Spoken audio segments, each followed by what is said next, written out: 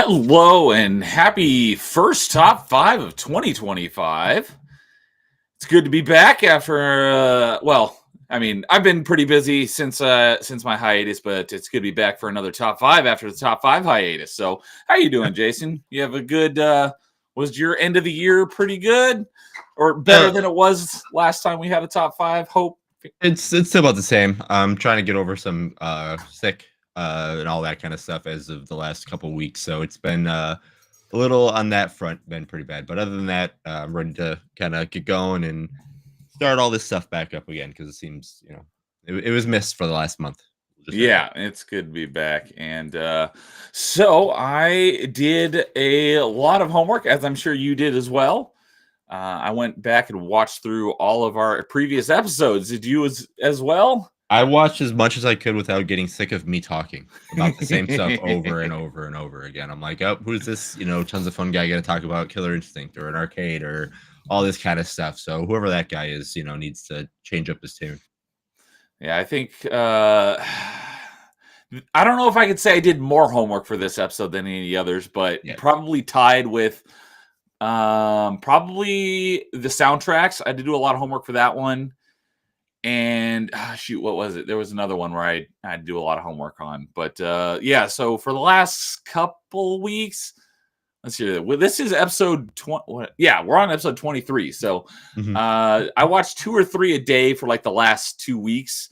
I might have missed a day or here or there. So they're all pretty fresh on my mind, and took some notes as some favorite moments. So Carl's in chat saying hi, boys. Good evening, Carl. Good to see you, buddy. So we talked. This one's going to be a little different than most of our other ones, or I should say all of our other ones. So we're not actually going to be really ranking anything. We're just going to kind of go over the highlights and talk about some favorite moments and stuff of the first year of top 5, which we are getting close to the anniversary. Because do you happen to have it? I can figure it out if you don't, but do you happen to know what episode 1 was when that aired? That aired February 20th, 2024. Okay, so we got a little over a month. But yeah, it's been a fun ride, and looking forward to more in 20. Keep it going in 2025. So, all right, yeah. So go ahead and lead us off with anything that you want to talk about. Yeah, so just like we normally go, I'm gonna keep it kind of sentimental first. We're not ranking these top 5. If I were, this would be probably up there a little bit more, or kind of not really. But I'm just ranking pretty much the whole first episode because it was kind of crazy how it all came about anyway. Both of us on a random, Melee Games podcast having the same idea. And then next, we started a little show, and now it's gone a full year. Me thinking that I had this little crazy idea wouldn't probably last a year, let alone having another co-host with me, bouncing ideas off to make it this long. So it's not really a moment, and a lot of the stuff that I kept going through too. There's a couple like moments I took out of shows, but like just discussions that we had is kind of what I enjoyed, and I'm glad, because that's what kind of wanted the show to be. Is I want to be like, hey, what's your favorite thing? I don't like that thing. Tell me about that thing, and then maybe I will go try that thing out, or give that thing a look out another way. Because again, like I said to start the show, I mean, who's this guy right here talking about the same thing over and over again? It's kind of nice to have a different perspective, and seeing why you like stuff and all that kind of things too, because variety is the spice. So it is always nice to add something extra into your repertoire, or just take another look over things that you kind of overlook, or you just don't do. But yeah, just the whole first episode, because I mean, Metroidvanias I'm a huge fan of, but I mean, I'm nowhere close to being a fan of this person over there. So but again, just stuff for like, and that being the first episode, because again, if me doing the episode by myself, Metroidvanias probably would have been later down the line. But starting off that one, like, yeah, I'm good at this topic, I can do that. But and then just having the chat there too, and again, thank you guys for all the people that have been on the show. We'll get to that a little bit later too, and thank you guys for coming and watching and just interacting, because again, I say it every episode, and I'm going to say it again to start season 2. If it wasn't for you guys, we would not be doing this. If you guys wanted to be on the show, again, we would not be here right now. hopefully we have a little bit more ahead of you guys that you kind of want to stay and watch a little bit more, or even again be a part of the show, because again we absolutely would love you to have you on here, and we love I love reading the chat as I'm doing numbers and everything like that, trying to write time codes down and getting stuck in the chat. But I absolutely love talking to you guys inside, outside, and everything like that. So, but yeah, my first moment, I'm just I'm just gonna say it all. This first episode, getting everything, figuring out how we're gonna do this. I believe it was on a Thursday too that we did it, so it was kind of interesting seeing some of the days. Because I know there was an episode that I watched that was on a Thursday. And I was like, huh, we did an episode on a Thursday, or maybe February 21st. Maybe it was like March 8th or something. I think Metroidvania Part 2, I think, was on a Thursday. Okay, but there was episodes that were on different days that were like, huh, that's interesting.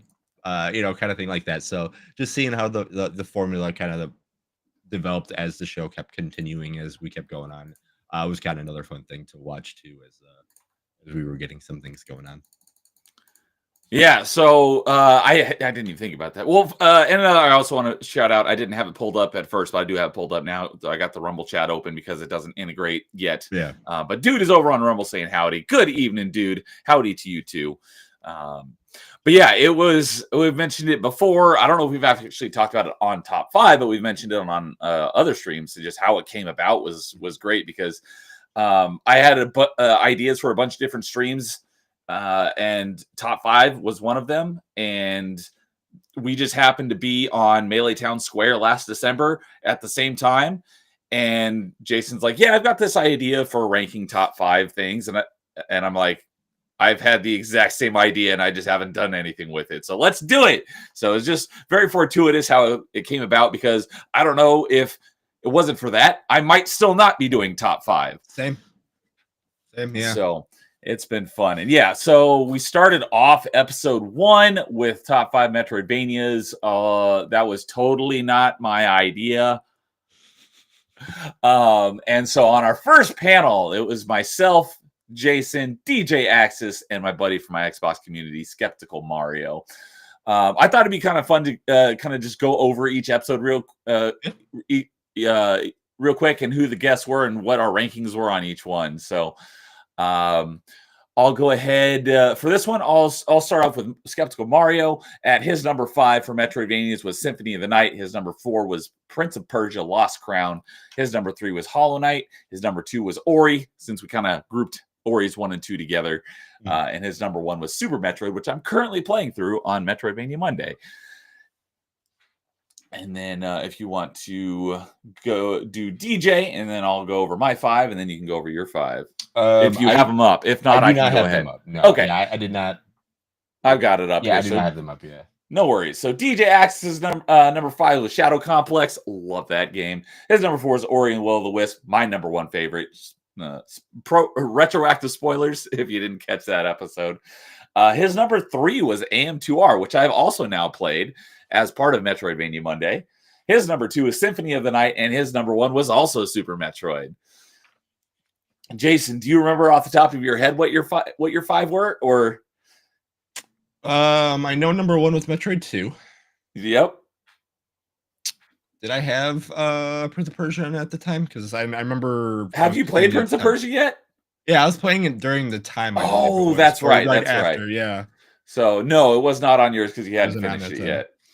I know my big one was Dead Cells. I know I got roasted for that one. That was your number 4. That was my number. That's when that's one of the things I wrote down in my notes of things to talk about was when you put, and that's when the number 4 spot became known as because in one of my top moments of the year, the next episode, that's when it took a deep end for number 4 being the spot to being be careful what you put at number 4 because you're gonna get roasted on. Yeah, started in episode 1 and kind of took a root in episode 2. Yeah, episode 2 it took a big nosedive and I was all for it. But anyway, but yeah, I know Dead Cells was on there. As funny as it sounds, I was watching someone play a speed run of the original Resident Evil, and they made a great point saying they're like, yeah, we're just going from room to room, going on one side of the mansion to the other, getting these key items and different weapons to power up so you can go through different other pops of things. And he goes, it's almost like a Metroidvania. And I'm like, huh, Resident Evil 1 is almost like a Metroidvania because you have to go get different key items in different rooms, backtrack to use those items, but there's stronger enemies that come up, and you need stronger weapons to get through those enemies to get to boss fights. I'm like, huh, too bad I'm not doing this again because I might put that on there. But I thought that was pretty funny. I know Ori was on mine. Yes, that was your number 5. I believe I put Symphony of the Night on there somewhere. That was your number 3, so you're just missing one more. Oh no, Your number 2. my number 2. Hint: it was the number 2 of. It was number 1 for DJ and Mario. That one was shoot. So test your knowledge since I just covered what. I guess was it Super Metroid? No, it was Super Metroid. Okay, I was just like, okay. I thought I was like, I think it went Metroid. Yeah. So, and then mine, number 5 was Mummy Demastered. 4 was Journey to the Savage Planet. 3 was Shadow Complex. 2 is Metroid Prime. And my number 1 favorite is Ori Will and the Wisp. Blind Forest is also a great game, but Will of the Wisp just took everything Blind Forest did and made it better. So, yeah, it was tough for me to choose between the two. So I was like, I'm just going to choose Just group them together. Yeah, I'm going to group them together because I have the Switch copy right here and it's got both of them. So, all right, you know what? I can delete that since we're not actually ranking them and move my notes over here. So, yeah. Oh, yeah. So, obviously, Super Metroid was at the number 1 for DJ and Mario, and then you're number 2. So, after that episode, Super Metroid was absolutely number 1 on the group ranking. But I hadn't played Super Metroid. The last time I played it was probably around 2016, so it had been a while since I'd played it, and I just started it not yesterday, but a week ago since I did Mass Effect Monday yesterday. I started Super Metroid last Monday and made some good progress, so it's good to play through it again because it's been a very long time since I played it. So, yeah. Another thing that I wanted to mention at the end of that episode, we were talking about Metroidvanias that are coming in the future that we're looking forward to, and some of them that have been mentioned are out now, given that was coming up on a year ago. And one of the ones that you mentioned in your anticipated Metroidvanias was Ultros. Have you since played Ultros? I played a little bit of it. It was very interesting. I didn't finish it. How many hours did I put into it? It was one of those regular Steam games because I saw it. I put about a little over an hour into it. I really liked the artwork, but the game was a little slower than I wanted to be. But I know eventually, except it's on my Steam Deck right now. Still, installed and everything. I know when I get a chance, I probably will finish it because it doesn't seem like it's going to be that long of a game. It's just, whenever I get a chance, I could probably finish it within a night or two. Yeah, you know what? Let me go see if I can find out how long to beat is for Ultros. I can. I mean, it says main story 11 hours, so not terribly long. Yeah.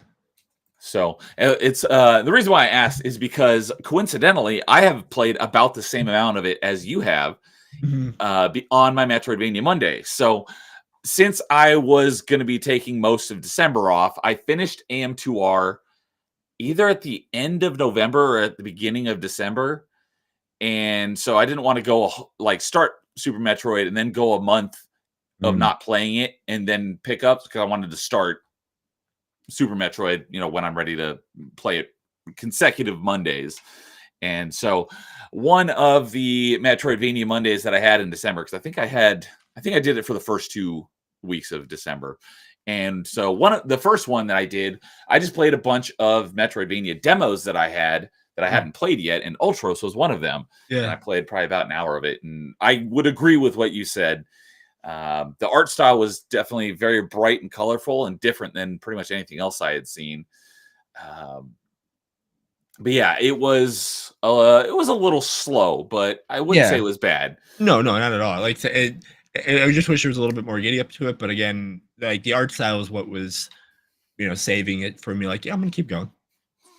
And then a couple others. There was one other I was gonna play that night, but Steam removed the demo from Steam, which I was like, why would you take the demo down? That's freaking stupid. Just because the game is out doesn't mean you should remove the demo. Maybe people still want to play the demo before they buy the game. But that was I was going to play demo for Lone Fungus. I think it's the second one because I'm pretty sure Lone Fungus has been out a while. But the other ones that I did play were Hack, which was okay. I think I liked Ultros better. And then another one, which is actually an idea for a game, because I've mentioned multiple times that like whenever I have ideas for literally anything, whether it be like an invention, an app, a video game, I write down my ideas. And I had this as an idea for a Metroidvania a while ago, and it was cool to see someone actually made this game. And my idea was because I want to take like existing games and like if you could make it into a Metroidvania. And I was like, because I often complain about we don't have enough 3D Metroidvanias, and even less so, we have even less first-person shooter Metroidvanias. And I always say, like, basically, other than the 3 Metroid Prime games, the only first-person Metroidvanias we really have, at least on Xbox, is the one I mentioned is my number 4, is Journey to the Savage Planet, and the Superland games. There's a couple more now, but there's still not many. Right. And so I was like, what would be a great game that you could pretty easily turn into a Metroidvania? And I was like, what if you took like classic Doom and made it a Metroidvania where you had, you have to get power-ups to reach new areas. And someone did that, and the game is called Exophobia. I don't have it yet, but I played the demo for it, and it looks just like classic Doom in that it's, first person, but it's very pixelated. Right. So I played that on that stream as well. And then the one that I finished off that stream with was not actually a demo. I actually own it via GOG because I got it through Prime Gaming, and I've been talking to Canadian about it a little bit, and that is 9 Years of Shadows. And the 20 minutes or so I played of it, I really enjoyed. So I don't know if I'll play through it this year. I very well may, due to Carl and Canadian and I having our gaming challenge, but we shall see.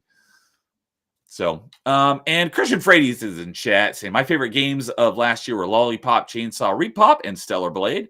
Nice. Yeah, I think at least on Xbox, I only played 2 games that came out last year.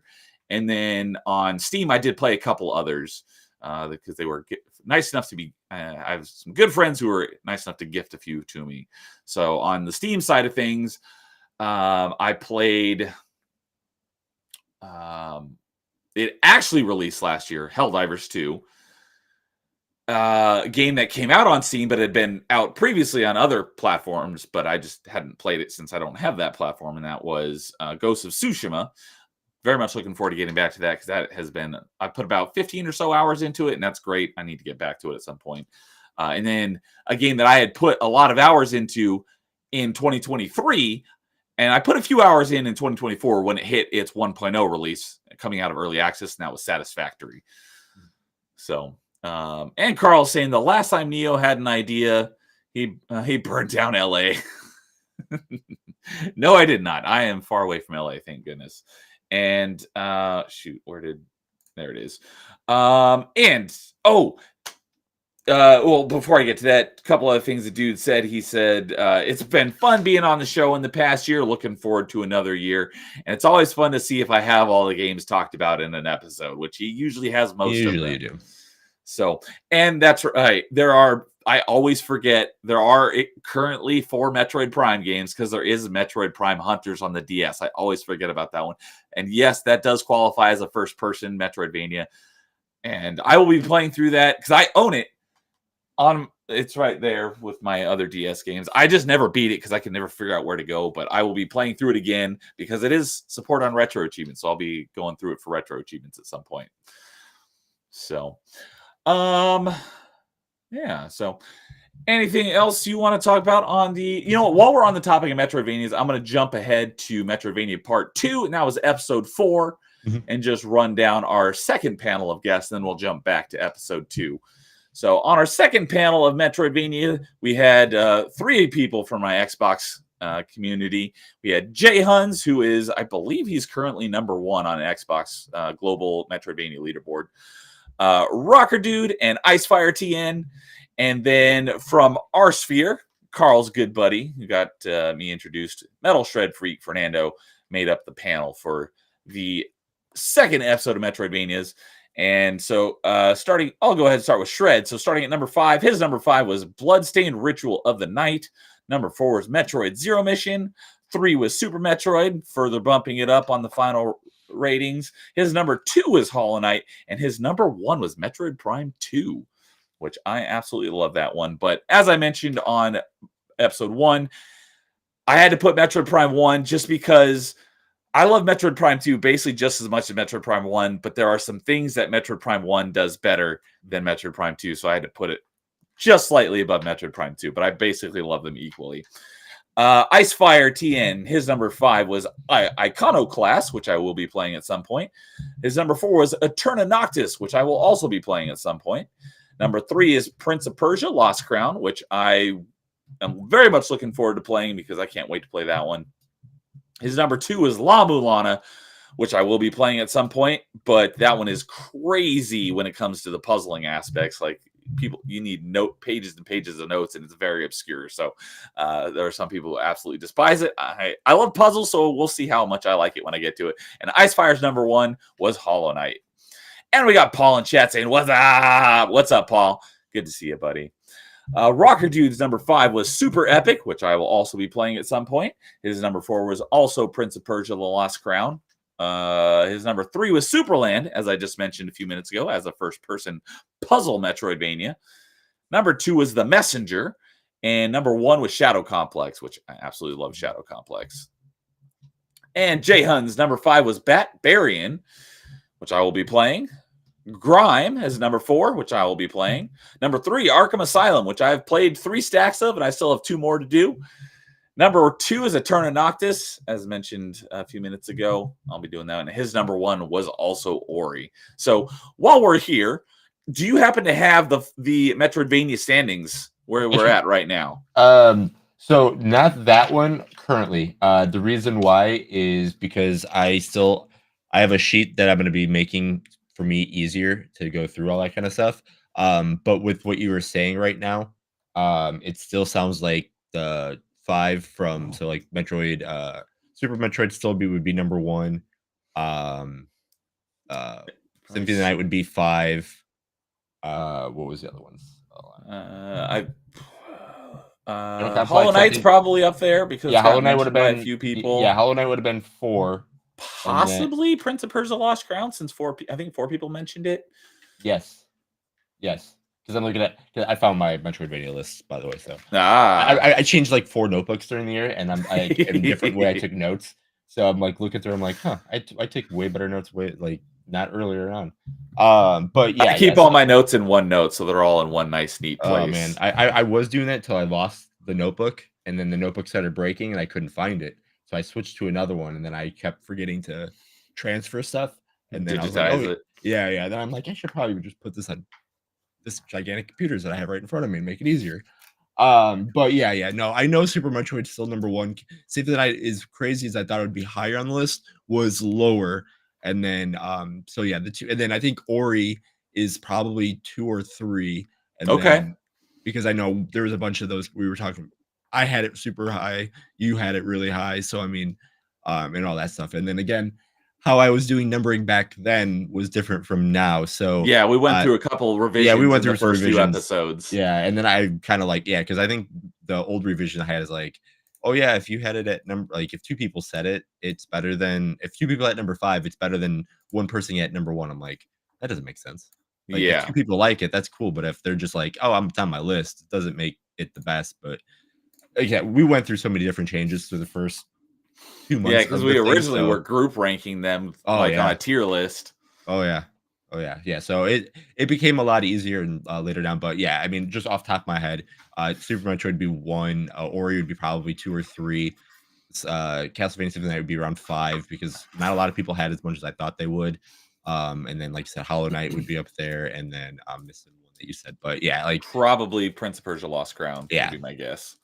And there's your 5 right there. So yeah, I know with how the ranking systems with the part 2 is going to be a lot easier too, especially when I get everything on this, so I could just throw people's name on there and it'll just automatically do it for the points because the way I have it now is a lot easier.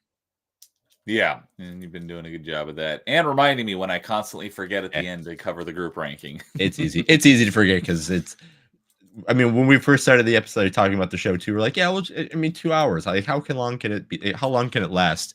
5 hour show later. Oh, it can take that long sometimes. Okay. Yeah, I was gonna say, do you know? I'll pull it up here in just a second. But off the top of I, your head, do you know which one was the longest episode? if I'm not mistaken, it's Star Wars games, but I could be wrong. All right, Star Wars Games, Part 1 was 5 hours, 11 minutes, and 38 seconds. Yep, you are right because the next Okay. runner-up is 360 Games. That was 5 hours, 10 minutes, and 24 seconds. So it's about a minute shorter. Yep. I knew the Star Wars one because we went on. I forgot. We went on a tangent about something for about an hour, and I'm like, holy crap, that went on for a while. And then so like I mean, and that's just a tangent one. Like if I had to like say the longest one, it'd be 360 because there was just like games after games after games we were talking about. But again, as we're going to talk about one of my favorite episodes that tells you to watch top five. It's always fun to go on those little tangents because again, it's fun talking about games, but it's also fun just talking to the guests and all the people that are here with us. So, Yep, those long episodes were some of the most fun. mhm. So, all right. Well, with that, we'll go ahead and move on to episode 2, which was Mario games in air quotes. Mario games in games Mario was in games Mario appeared in. There you go. Because originally I was like games that you can play as Mario, and Jason's like, no, games that Mario appears in. I was like, all right. So for that one, we had ourselves, and we had James and Kay and Angry Canadian, and that one sparked some controversy. Yeah, that if I had to say, if I had to put a top 5 of moments throughout the year, this is where number 1 would happen because there was 3 moments here that holy cow. I think if I was to actually rank him, this would probably be my number 2. Number 2, okay, yeah, this would be my number 1 because there are 3 things that just wow, it started something and it was fun. It started where I mean, if we went back and we go to the Melee Games thing, usually James and myself are the ones that are usually at it, but for one faithful night, the Mega Powers came together and we're all against K. And holy cow, it started with Kirby. It's then went to me with Metal Gear Solid, the Twin Snakes, which I will say again. I think I said it on the show as well that if I had to make this list the next day because I was having a hard time, this was one of the hardest lists I made. This game probably would be bumped off. Looking at because I actually have this list right here, and I have different squiggles and scratches, and I'm looking. I'm like, oh yeah, there's different. I would change it, so I know Metal Gear Solid wouldn't be on it today, but it was on during that time because.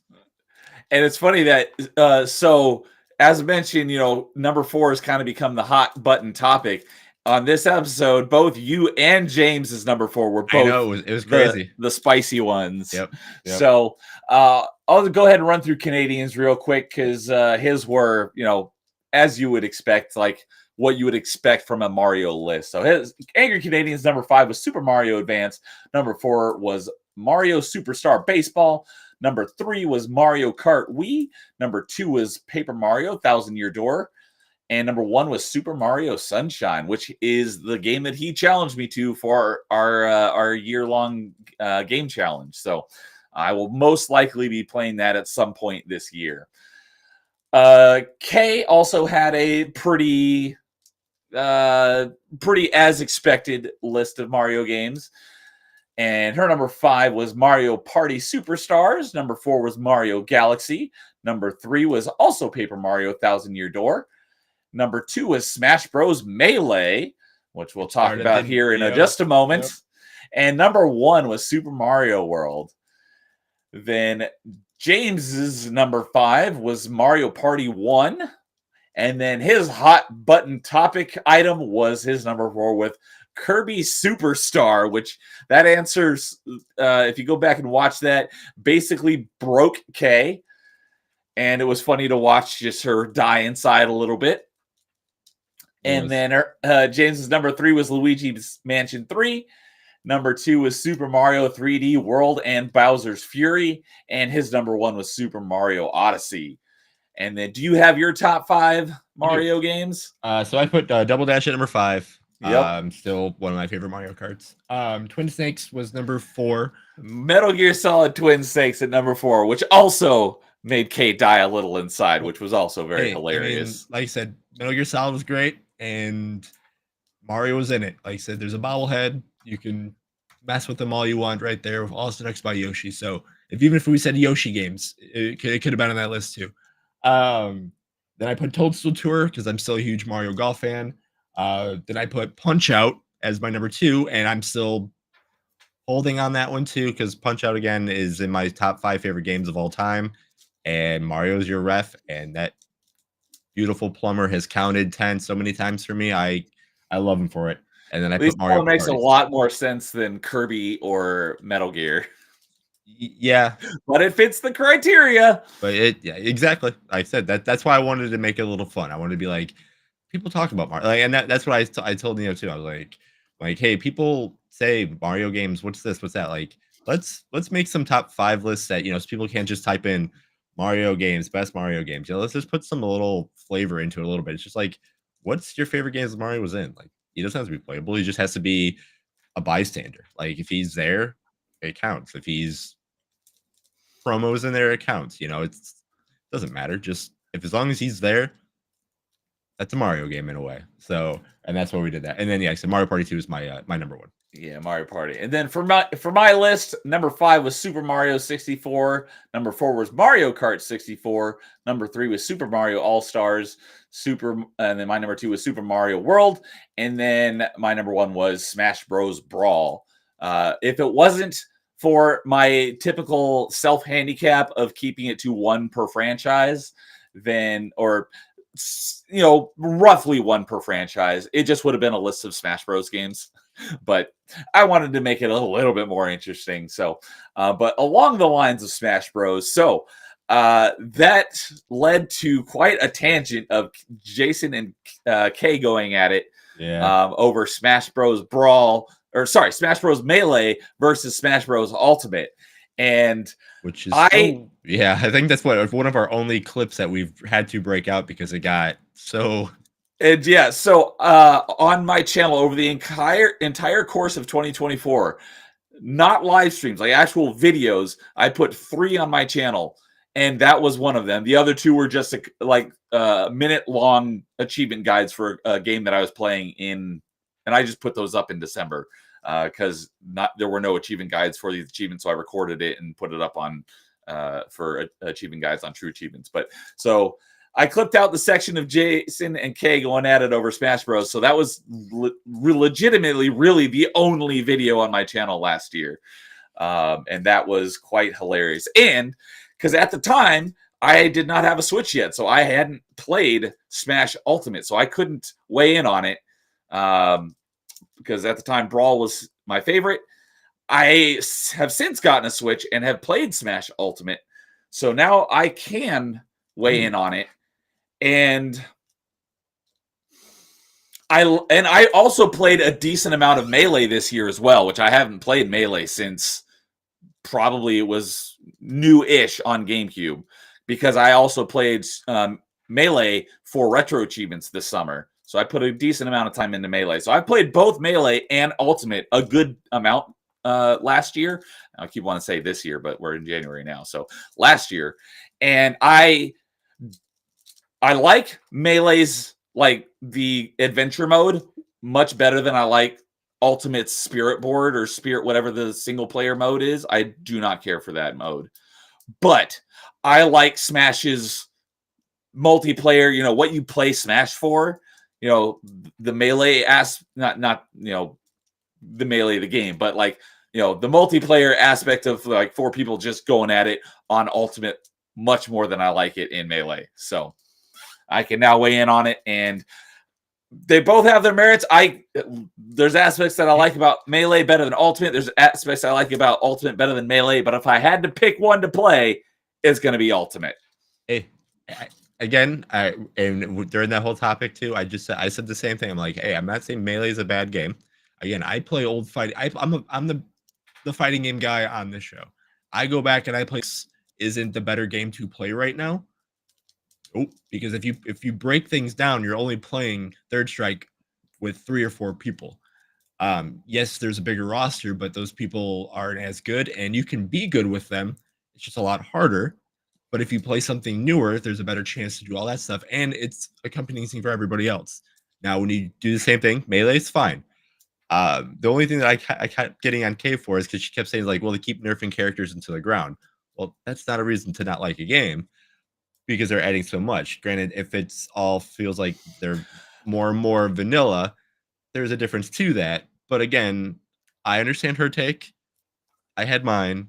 I'm just happy that now you can see the light that I was not right because I hate saying there's right and wrong when it comes to this, but there's a more enjoyability off of that. So that's all I'm gonna say. So I think when this whole firestorm started on that episode, I think you were not great with picking your words because I think you did say that Melee wasn't good, but that's not what you meant when you said it. So when I say Melee isn't good, I always mean it. But like, we all know me. I'm always going to be the little pushing the buttons kind of person. I'm very quiet, but I'm very sarcastic, and I will push buttons.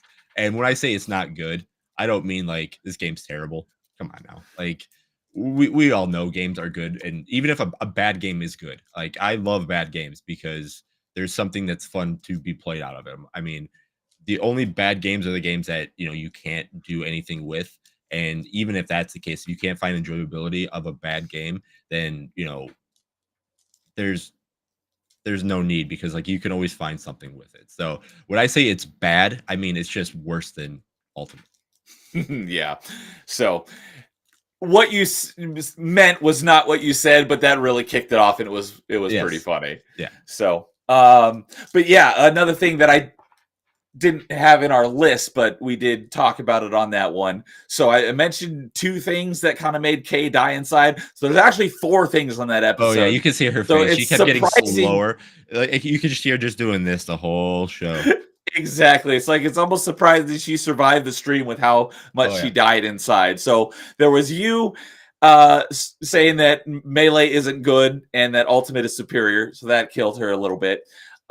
James picking Kirby Superstar Kirby Superstars as one of his Mario games.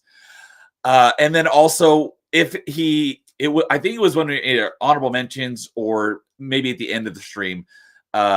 James said that arguably his number 1 would have been the Mario mod for Doom. Oh yeah. And then also when I said that the only Mario Party game I played is Mario Party on Wii, which is by many people's accounts the worst one. Yeah, it's one of the worst ones. Yeah. So that was quite funny. And yeah, while we were talking about length of streams earlier, Carl says, so the 2 longest shows I was involved with, a coincidence, I'm sure. So, and then another thing that I had forgotten about until I was rewatching these episodes is that Jason has battle scars from Mario Party. Oh yeah. Yeah, I still have it. I still have the mark of Mario. Yep. So right there on your palm from doing all the joystick waggling on. Was it mainly from N64 Mario Party, or was it from just any Mario Party? Actually from their first one, really, because the first one had the more of the rotating of the sticks. So they still had some later on, but the first one was known for, hey, you're gonna rip your hand open, and I never had the fancy gloves that I think what Toys R Us gave away, or I could be wrong on which retailer, but the fancy power glove they came with it. No, not the power glove. They actually gave you like a mitt that you could put on your hand, like a. I did not know this. Yeah. It's basically like the little rubber condom that they gave for the Wiimotes after people started breaking stuff, but the predecessor to that. I'm sure dude in Rumble or in Kick or Rumble, wherever he's at. He's over on Rumble. Right, yeah. I'm sure dude, if he's still in Rumble and hears me talking about this, he might chime in. But yeah, I can't remember. Dude, do you have one of these gloves that he's talking about? I'd be curious to know. So, yeah. All right. Anything else on Mario games? No. I said that one was like said out of all the episodes that I get asked about top 5, I always tell people like even if you're not a Mario fan, Again, that's the reason why I did it. If you want to kind of see what, if you like us or don't like us, or you kind of want to see what we have to offer, it's an early episode. So that was kind of nice. And I think after this episode too, me personally, I mean, I've always was comfortable doing stuff like this, but like that episode got me more comfortable. I'm like, okay, I can be a little bit more, I can't say like not reserved because I am just that way. But I could be a little bit more. I can tell people how things are and how things can be and everything, and just see how fun you can take some things. So, dude says he knew about the glove, but he does not have one. Yeah. So, one other thing. Oh, what was? Oh, yeah. So I just wanted to pull it up here because, as I mentioned, I clipped out that segment and put it as its own video. And the stream itself, top 5 Mario games, has 71 views, and that video of just that argument has 40 views. So it has more than half the amount of views as the whole stream does. So that's pretty funny. And another thing that I forgot is that we had some, well, we, and by we, I mean you, had some, and they did too, had some technical difficulties. So they dropped out of the stream while you were bashing on Smash Melee. And then when they came back and Kay was refuting Melee, you had some difficulties and either dropped out or your audio cut out or something. So that was pretty funny. Yep. Yeah. No, that was that one was, yeah, that had everything. That had the the dumpster on fire, crazy disasters of this that always happens, and then just the nonsense of two ideas at each other, and just for fun, not not you're wrong, you're right, just hey, I'm right and you're wrong. So all right, well, with that, episode 3 was Zelda games, and that was the two of us, Melee K, not James because he doesn't know what a Zelda game is, and Dude 1286. So Dude's top 5, starting at number 5 was Link's Awakening, number 4 was Ocarina of Time, number 3 was A Link to the Past, and while we're on the topic, I always got to shout it out. Link to the Past and Link's Awakening, he wrote achievement sets for those games on Retro Achievements. His number 3 was Majora's Mask, and his number 1 was Twilight Princess, which is a fantastic game. Melee K's number 5 was Twilight Princess. Number 4 was also Ocarina of Time. Number 3 was Link to the Past, which was... I just realized her number 3 and number 4 were the exact same as Dude's, because they both had Link to the Past as number 3 and Ocarina of Time at number 4. But her number 2 was Link Between Worlds, which is one that often gets mentioned as needs to be ported in some way because it's basically trapped on the 3DS, I believe. It is, yeah. And everyone who's played it says that one is fantastic. And her number 1 is, without surprise, Wind Waker. So... and Dude is saying that Kay still hasn't popped into the Wind Waker streams. Shame on her. You're playing her favorite Zelda game. So, Jason, do you want me to cover your top 5 on Zeldas, or no? Actually, I have you got them up here too. Yeah. All right. I had number 5. I put Breath of the Wild, but the shrines only. Didn't care for the games, but I liked the shrines. Let's see here. Did I write that down in my notes? I think I did. No, I did not write it down. Yeah. So I should have written that down. Yeah, the shrines, but not the rest of the game. Only. Like I said, I just wanted a game of the shrines. I didn't care about the traversal. I didn't care about that. I just wanted a game of give me all the crazy puzzles and a shrine and let me do all that stuff because that was a lot of fun. Then I put Cadence of Hyrule. I had number 4, starting that number 4 train again too, because people say it's not a Zelda game, but dang it, to me it is. It's definitely closer to it. Definitely fits this list a lot better than Metal Gear Solid fits the Mario list. That's very true too. Then I had Link Between Worlds. There's Link Between Worlds. Yep. And then I had Link's Awakening and Link to the Past. So those were mine. All right. And then my 5, starting at number 5, was Oracle of Ages. Number 4 was Link's Awakening. 3 was Majora's Mask. 2 was Twilight Princess. And number 1 is Ocarina of Time, which I will be playing. Due to Carl and Angry Canadian and I's challenge, I do plan to play through. Let's see here. I'm going to play through a bunch of Zelda games this year. That's the plan. I don't know if I'll actually make it through.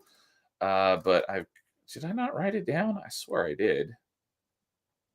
Where is it? There it is. Oh, Yeah, I've never played Zelda 1 or 2 in there. I've never even played a second of Zelda 2. I've played a few minutes of Zelda 1 when I was a kid at someone's house, but I've never played 1 or 2 properly. So I'm going to plan on playing through Zelda 1 and 2 and then Link to the Past, which I've only played once. And then Ocarina of Time, Majora's Mask, Wind Waker, and Twilight Princess. So whether I actually make it through all of them, we shall see, but that is on the agenda for the year. So, and I will, all of those have retro achievements. So I won't have to feel at a complete loss playing through them. So, and we will probably do a Zelda Part 2 at some point because I've still got a list of like 5 people here who say they want to participate in there because we were supposed to have at least one more person on that panel and they had to bail last minute. But I think that we had 2 other people lined up for that one and 2 people had to bail. But I know there was at least one. I just don't remember if it was 1 or 2. Yeah, I remember Zelda was going to be big and then it ended up getting a lot smaller. Okay, then yeah, I think there were 2 people who said they wanted to join, they weren't able to. So we'll have to do a part 2 at some point because I've got 5 people listed here that want to do rank their Zelda games. So we'll see about doing that sometime this year. So anything else that you want to mention on Zelda games? No, like I said, that was another one. Like I said, I'm a huge Zelda fan, but I'm not like the biggest of Zelda fans. So it was also nice seeing like again, my 5 were pretty, or my 3 were pretty easily set in stone kind of thing. So it was kind of nice just to, hear everybody else talk about, the ones that they liked. Because again, I wasn't the biggest fan of the ones on the N64. And again, okay. So seeing people, like those, I mean, they're great games. Don't get me wrong. I like the shorter compact versions of them, but it was kind of nice to see how much everybody else liked the bigger ones and talking about them compared to what I liked. So it was always fun. So, and because on our video game challenge, like series of games get bonus points. So like the console versions will be like one series and the mobile ones will be a different. So I'm also planning on playing Link's Awakening, which I'll be getting some of Dude's retro achievements for. Well, as is Link to the Past, as I mentioned, but I'm also going to be doing Oracle of Ages, which I haven't played since it was new, and Seasons, which I still never played because I never got a chance to play Seasons because my back then I mentioned it on that episode, but when 2 versions of a game came out, me and my buddy would get them and then we'd swap. But he beat Seasons before I beat Ages, and then he sold it or traded it in. So he didn't get to swap, so I never got to play Seasons. Yeah. Similar thing happened with Mega Man Battle Network 3. I got blue and he got white, and then no, I did. We never swapped that one, but he didn't sell it or anything, so I was able to trade chips with him so that I could get all 7 stars in that one. But I will also plan on playing Minish Cap, which I started playing way back in the day, but I only played through like the first dungeon. I just fell off, so I'll be playing. The plan is to play through that for the first time in its entirety, and then do a run through of Phantom Hourglass, which I haven't played since it was new on DS as well. So, like I said, that's on the agenda for the year. Whether I'll actually do that or not, we shall see. But I think now because I know back then what Seasons, Ages, and Minish Cap, I know they were Capcom Zelda games, and I mean, Capcom guy, as we all know from the first season. I think I need to get back to trying because I know back then I didn't care for them as much, but having them on, easy, I guess easy back then too, but easy just in general to double check and see how much if I was right or wrong on those. And yes, I was right. Dude also wrote the achievements for Oracle of Ages, and I'm pretty sure he did Oracle Seasons. Yep, Oracle Seasons as well. So shout out to Dude for all the achievements he's written for Zelda games. So, all right. Well, we already talked about episode 4 because that was Metroidvania's part 2. Number 5, I don't have anything written down here because that was an episode that I was not on. That was WrestleMania matches, and I know almost nothing about WrestleMania. So I don't really have anything to say about this one. But if there's anything you want to, I didn't even write down the list, so I don't even. No, I know that James and Kay were on that one, and I think was Tyler on that one with you? He was not. So so it was James Kay, and then I had that as one of my favorite moments too because again, I started with the Shooting Star Press. doing wrestling podcasts, going to shows, and doing all that kind of stuff. And then the person that was a guest was my co-host at the time, or during that time. So it was kind of cool to have a kind of another show started and bringing back kind of like my past into it, talking about like a wrestling. So like the reunion of the Shooting Star Press is what I put as like one of my other favorite moments of the last year, just to kind of be like, I have a new show. This is what I had from before. Having James and Kay were great, talking about stuff that they enjoy too, and we had just a lot of fun talking about wrestling stuff. This is one of the notes that I don't have for Oh, it what was were Ian. exactly on there. Yeah, Ian. Yeah. These are the notes I don't have. I have a spot right here that I was like, oh, cool. It was I wrote down so many matches and everything like that on a different notebook, like match by match, because when I do that stuff, I just write down everything. So I had like a huge paper of like everything that happened in each match, kind of like a report. I lost that paper, so that's why I don't have it with me. But I mean, that time flew on that one just because when he started talking about stuff like that, I mean, they're like 15-20 minute segments and they're almost like movies. So it was super, super easy to talk about. That time flew. It was comfortable, but yet different because, again, a newer show. Because, I mean, we're only about what, April, February, March, April. We're 2 months now into the show.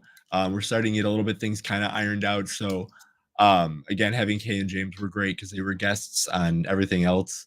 And as you can see on that episode 2, Kay and myself were more on the same team again. We had a Not little at makeup. odds with each Yeah, other. we had a little makeup and all that kind of stuff. So but yeah, no, it was a blast bringing back kind of the old Shooting Star Press to the top 5 segments, and yeah, it was a lot of fun. Not that I would have any idea what any of them are, but do you happen to have do you have the list of matches, or is that one Oh that you no, so I'm okay? finding, yeah. So after these notes, 'Cause I was just gonna I'm say starting. if you don't have all of them, I'd just be curious what each of your number one was if you had it. But if you I don't have it, think no I worries. know my number 1 was, oh shoot, if I am guessing correctly right now, I believe my number 1 was Shawn Michaels Undertaker 1 at WrestleMania 25. I believe that's what my number 1 was. Okay. I could be wrong there, but I know the number 1 overall for The everyone group was, rank. yeah, was the Austin Rock at 17.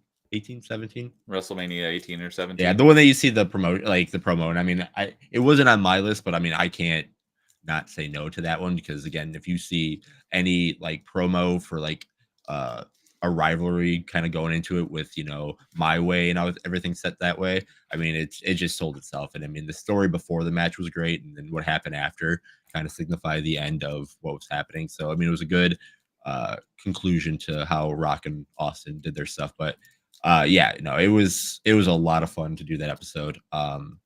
If it wasn't for my friend Ian that was part of this, not having to do so many different things with work and having kids, he was like, man, I really wanted to get back and do stuff again. I'm like, hey, the door's open, my dude. Just give me a text message anytime you want. We can try to figure.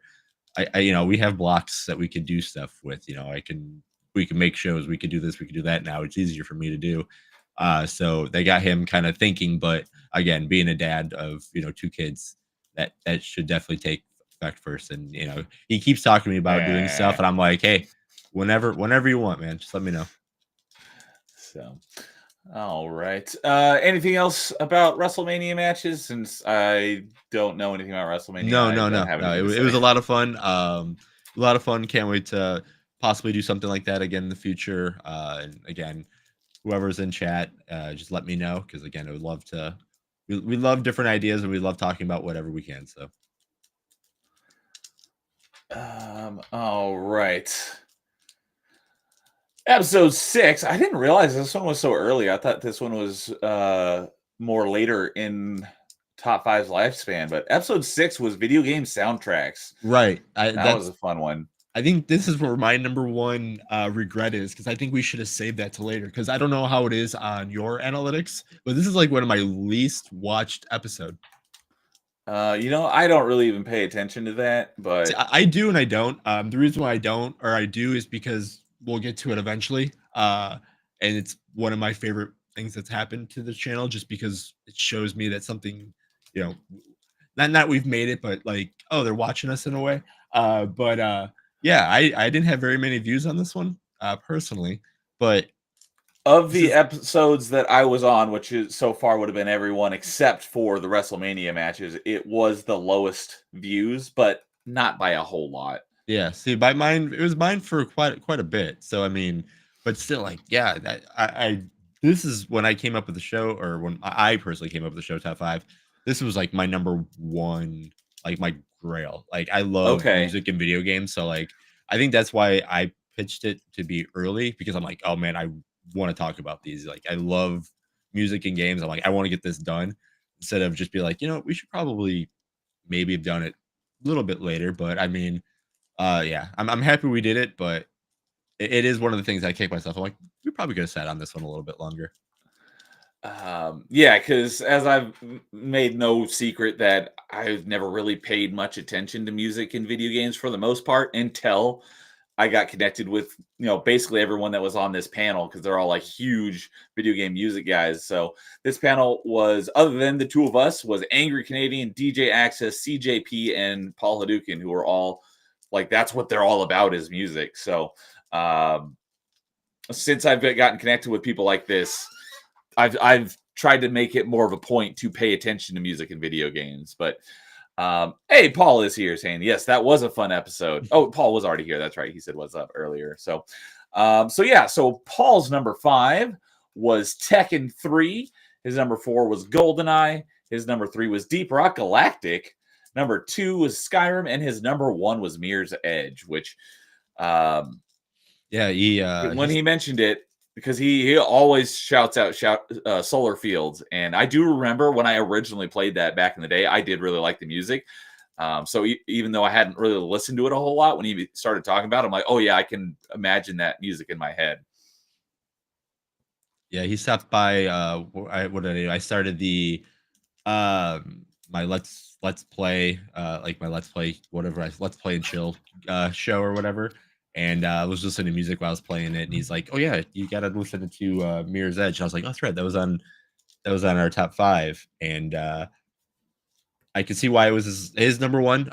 For me, again, it still wouldn't have made my top five, but it was a very relaxing, just very moody style of music. Like I couldn't imagine it being another game just because it like all the different ways it goes, but it was the really music good. in that game fit the game so well. Absolutely. And Carl saying music episode part 2. Yeah, absolutely. I've got people listed here who have expressed interest in wanting to do game soundtracks. So I did not have you on that one, Carl, but I added you to it, unless you tell me otherwise, if you want to be on there. This is the episode 2 that I've ironed out the scoring system as well. Okay. So yeah, well, maybe we'll have to revisit this one this year at some point as well. So CJP, his number 5 was Octopath Traveler. His number 4 was Super Mario Odyssey. His number 3 was GoldenEye, which I figured was going to be his number 1. So I was surprised that that was only his number 3, since that's kind of what his whole channel is kind of based on, is GoldenEye. His number 2 was A Link Between Worlds, which, shout out to more Zelda, and the one that is basically criminally underrated that a lot of people didn't get the chance to play. And his number 1 was Chrono Trigger, which I've heard lots of great things about it, but given it's a JRPG, I have very little interest in actually playing it. Just listen to the music. But that I could do. That I could do is listen to the music. Because I believe, it wasn't on Paul's list, but it was, I do remember it was in his honorable mentions. At least I'm pretty sure it was in his honorable mention. I'm pretty sure Paul mentioned Frog's Theme. Yeah, Frog's Theme is like one of the best songs. Wait, no. I mean, I have heard that, but I think the reason why I was thinking of Frog was, yeah, that's right. I was thinking of Party episode 21 when we did Party Members. Oh yeah. Because I remember looking at Frog when we were talking about it, but I was like, we didn't pull up any images of anybody on the music stream. No. It was on the Party Member stream where I actually pulled up pictures of each one that we were talking about. But I have heard that Frog's Theme is really good. It is.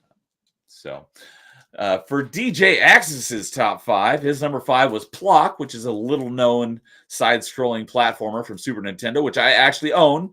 I never beat it, though, as a kid, but it does have retro achievements, so I will probably play through it at some point and finally beat it after 30-plus years. Yeah, that music has no right to be as good as it is.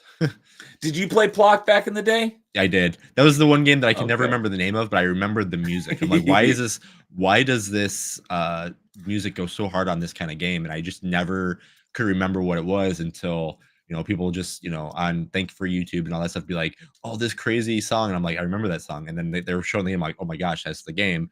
And now that we all kind of know. And then, oh man, I'm forgetting the guy who did all that music. I have it saved on my phone on who that guy. Oh man, the person who did all the music for that stuff, because I think he did as well. He did Pictionary and everything too, and all of his music is just insane. Oh yeah, I remember you guys talking about Pictionary had like a surprisingly good soundtrack. Pictionary's soundtrack is silly as well, and it's all done by the same guy. Tim Follin. Yes, Tim Follin. Thank you. Follin. Yeah, his music is like, they're like, hey, can you write a night, like they'll take a just simple, nice melody style game, just like something simple, and then he just goes absolutely insane on everything he does, and it's just like, okay, I'm here for it. Like, there's no reason, like, you could have went 80%, it probably would have been what they were asking for, but no, you went deep, and thank you for that. So, but yeah, like I owned Plock back in the day and played it. Like I said, I never beat it, but I wouldn't recognize the music if I heard it. But I do very vividly remember the look of the game, and your little yellow guy with throwable, red glove boot limbs and basically it looks like a red, executioner hood as his head. But I will be playing that for retro achievements at some point, and likely finally beat it for the first time. But yeah, I pulled it up here. Pulled up the composer here to find out who it was, Tim Follin, and Plock only sold 200,000 copies across the U.S. and Europe. So no surprise it didn't get a sequel. And that's right. That's why I was thinking of Paul when we were talking about Frog, is because Paul did a cover of Frog's theme. So that's why I had Paul in the brain when we talked about Frog. So, all right. So yeah, DJ's number 5 was Plock. His number 4 was Tetrasphere, which I've never even heard of until that episode. Oh yeah, the 3D orbed version of Tetris. That's a very interesting game. But yeah, good music on that one as well. His number 3 was Final Fantasy VI.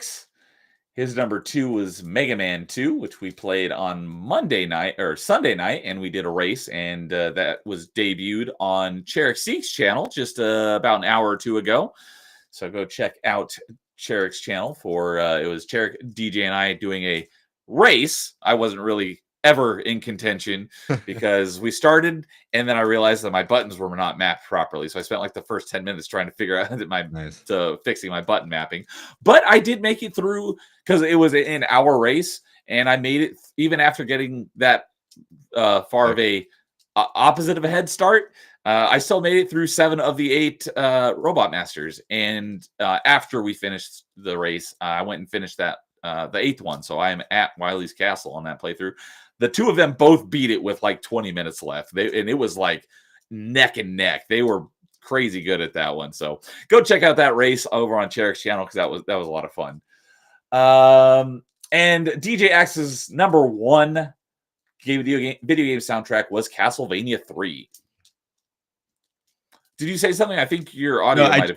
No, I just repeated it. Yeah. Like I said, now my notes are starting to add up to yours, so I have all your stuff. Because there have been episodes where your audio cut out and we couldn't hear you. So I was like, that might have happened again. No, we're good right now. Okay. So Angry Canadians number 5 was Smash Bros. Brawl, because it basically incorporates all the previous, like the music from all the franchises that incorporates it. So it's a bit of a cop-out, but what better way to pick one game and get tons of music included with it? His number 4 was Sonic Unleashed. His number 3 was Castlevania Rondo of Blood, which I have not played, but I will be playing maybe this year. We shall see. His number 2 was Twilight Princess, and Angry Canadian's number 1 was Halo 3. So, as mentioned earlier, I think this episode is the one that I had to do more homework for than any other episode because I had to listen to a crap load of soundtracks.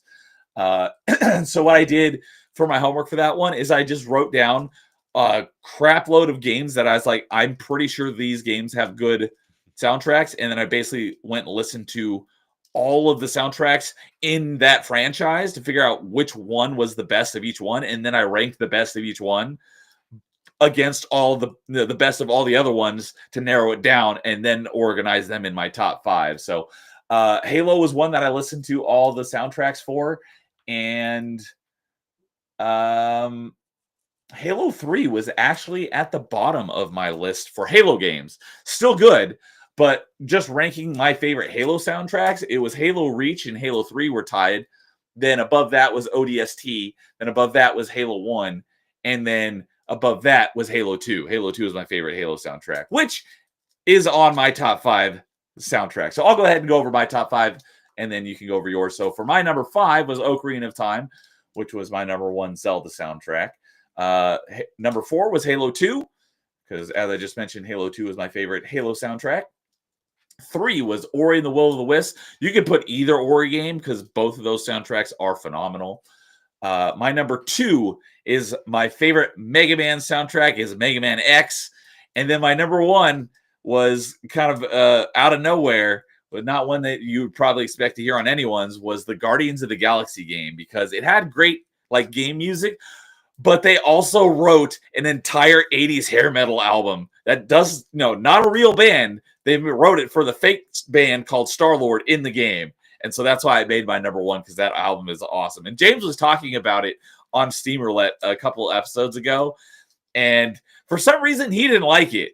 And him and Kay were like tizzing about the flashback part where you're in Peter's room at the beginning of the game. But I loved it. And you're listening to that album on your headphones in game. And you got the CD pull, the CD insert pulled out, and you can read along to the lyrics just like you would be listening to an album that on a CD that came out back in the day. And that album freaking cooks. I loved that soundtrack so much. So, and that's out of all the ones that are mentioned on this entire episode, that's the only one I've listened to since this episode. So, Jason, you want to go over your top 5 soundtracks from that episode? Yeah. So this one was easy / hard. I know my number 1 and number 2 were very difficult to switch, but I had to find a way to separate the two. But yeah, like I said, I have my notes from back then. So yeah, Parappa the Rapper was number 5. Mussolini's Car Rap, Fleet Swallows Rap, Cheap Cheap Cooking Rap, the Bathroom All Masters Rap.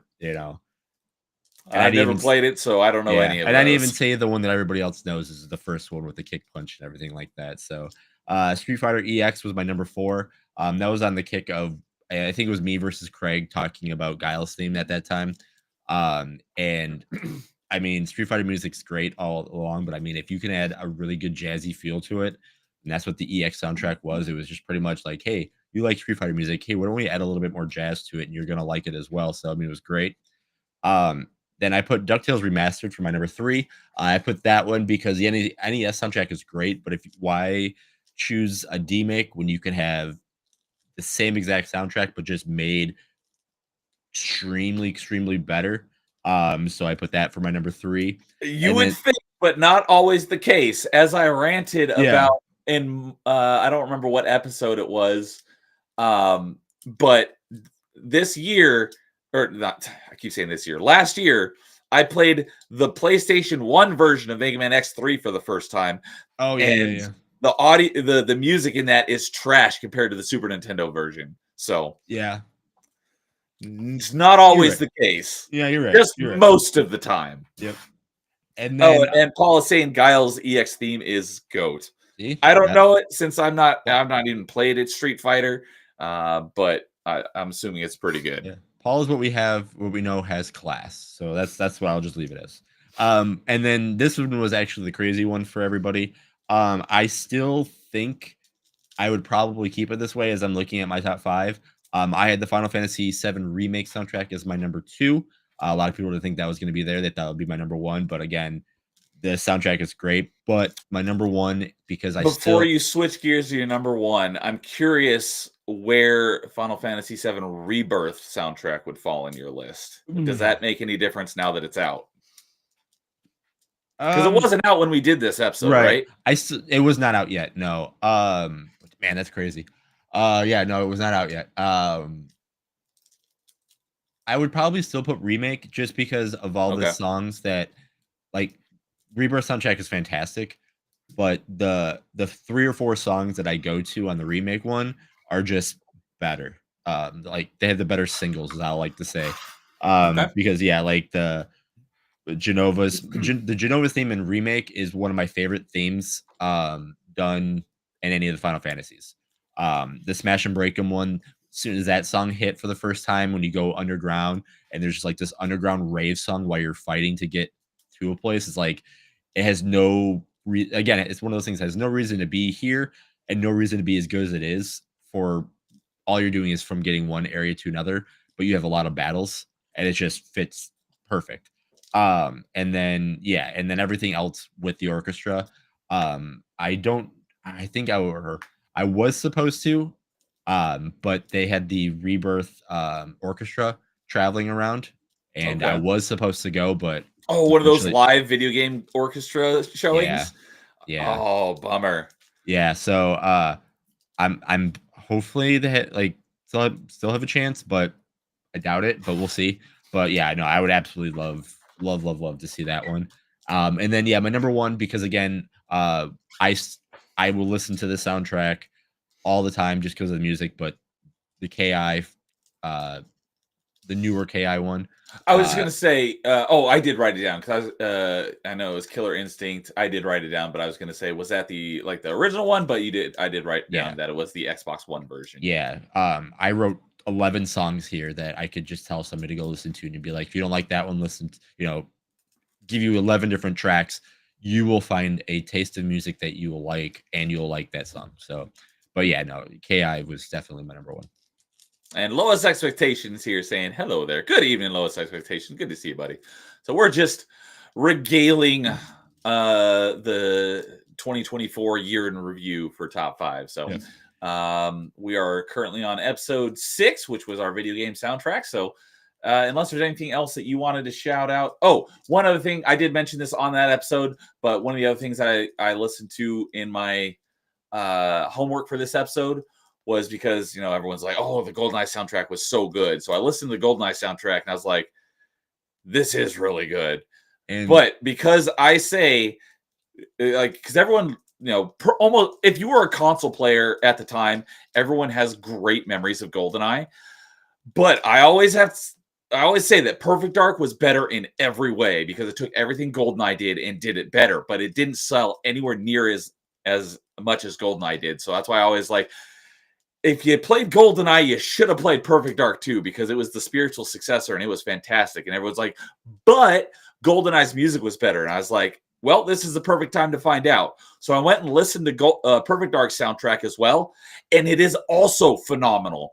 So I literally couldn't pick which one is better. On my notes, I said GoldenEye equals Perfect Dark for when it's the soundtrack. So they are both fantastic. So I can't say Perfect Dark did everything better, but other than the music, it did everything better. On the music part, it did just as good as GoldenEye did in the soundtrack department.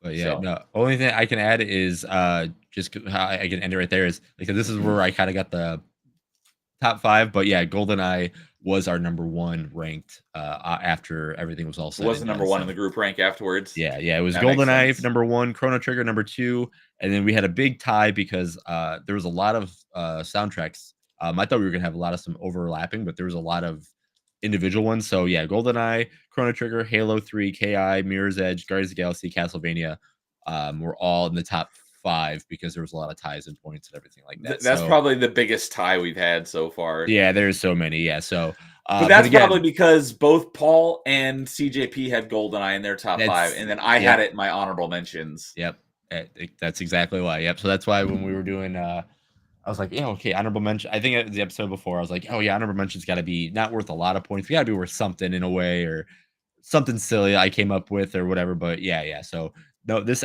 definitely seems like a topic I would love to go over again, see what everybody else thinks, because there is a log jam of games and everything like that.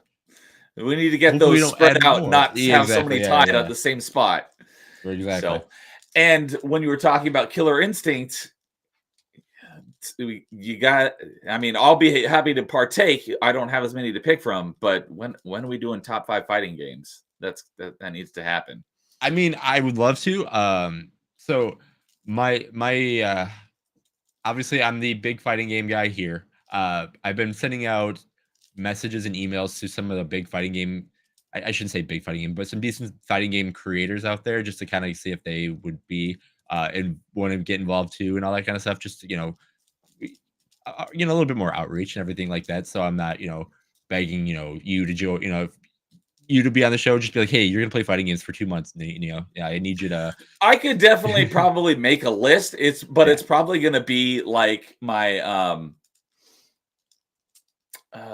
probably like my Mario list, where it's Right. going to be a very normie list. Yeah. I would love. Like I said, obviously you're going to be on the show with, but like I'm seeing if there's anybody out there, in the the FGC that would want to kind of come out and even put me to shame on their fighting game knowledge. So eventually that will happen. Could it be this year? This year just started. Who knows? But yeah, no, that will be a project that I'm working on in the back to see what we could do with it. So hopefully it does happen sooner than later. But yeah, we'll see. And All there's right, a lot Lois of X. Oh, go ahead. there's a lot of good fighting games coming out this year too that could easily make a top 5 list too. So we'll see. So Lowest Expectation says, "Oh man, I would have a lot to say about best soundtracks." Well, if you want to be on top 5 when we do a part 2 of top video game soundtracks, you're definitely welcome on to rank your top 5 favorites. So, if you want me to put you on the potential list for that one, Lois, go ahead and say the word, and I'll add you to the list for people to reach out to when we do that topic again. So. All right, so episode 7 was another one that I was not able to make due to traveling for work, and that was I didn't actually listen to the WrestleMania one, since I know like nothing about WWE, so I didn't even watch that one. However, I did watch the comedy movies one after the fact, and I have seen a few of those movies, but so that was not the first one that you did without me, because obviously that would have been the WrestleMania one. But Yeah, this is the first one you did without me that I would have been able to rank a list on, since I wouldn't have been able to even make a list of WrestleMania matches. But so that was you, Carl, BD Jake, and Fractured Filter. Yep. So I'll go ahead and start here at the bottom of the list here. Fractured Filters. Yeah. Oh, go ahead. No, I said I can do this one if you want, because like I said I have this one too. Okay. So if you want to take a break, yeah. So and yes. All right, Lois says, "Hey, yeah, hit me up." So I will add you to the list. So when we do game soundtracks part 2 and get another panel of guests, we'll hit you up. So go ahead, Jason. Yeah. So yeah, well, I'll just do my order. So yeah, BD Jake was on there. He had Uncle Buck, which I can't say surprised because the movie's great, but it was surprising for things to come. And it's funny because Filters number 5 was also Uncle Buck. Right. That's to say, yeah. So it was very. And I've never seen that movie. Yeah, it's a great movie. Top John 5, Candy, right? Yeah. It's like top 5 comedies. No, I always consider it like more of like a wholesome comedy that you usually don't see on lists, but it's like one of those movies that you see as a kid and you're like, I really enjoy this movie, but never on like a top 5 list. So like when that happened, I'm like, yes, these are the movies that you want like people to like they hold it dear to them, so it should make a list for them. Might not make a all-time list, but for them, it's good. I like that. What I should have done is, since I wasn't on that one, I didn't think about it till literally just now, but I should have made my list just so I could go over it while we're on the year in review, so I could add my list of top 5 comedy movies. Yeah, we could add some points, yeah. But if we do a comedy movies again in the future, then I'll definitely come up with my list. Yeah. But yeah, BD Jake had Birdcage, Hot Fuzz, which I absolutely that's my favorite of that trilogy. Yep, I love Hot Fuzz. Young Frankenstein, and then Monty Python and the Holy Grail. Then we had Carl had Rat Race, which that was another surprising one to me.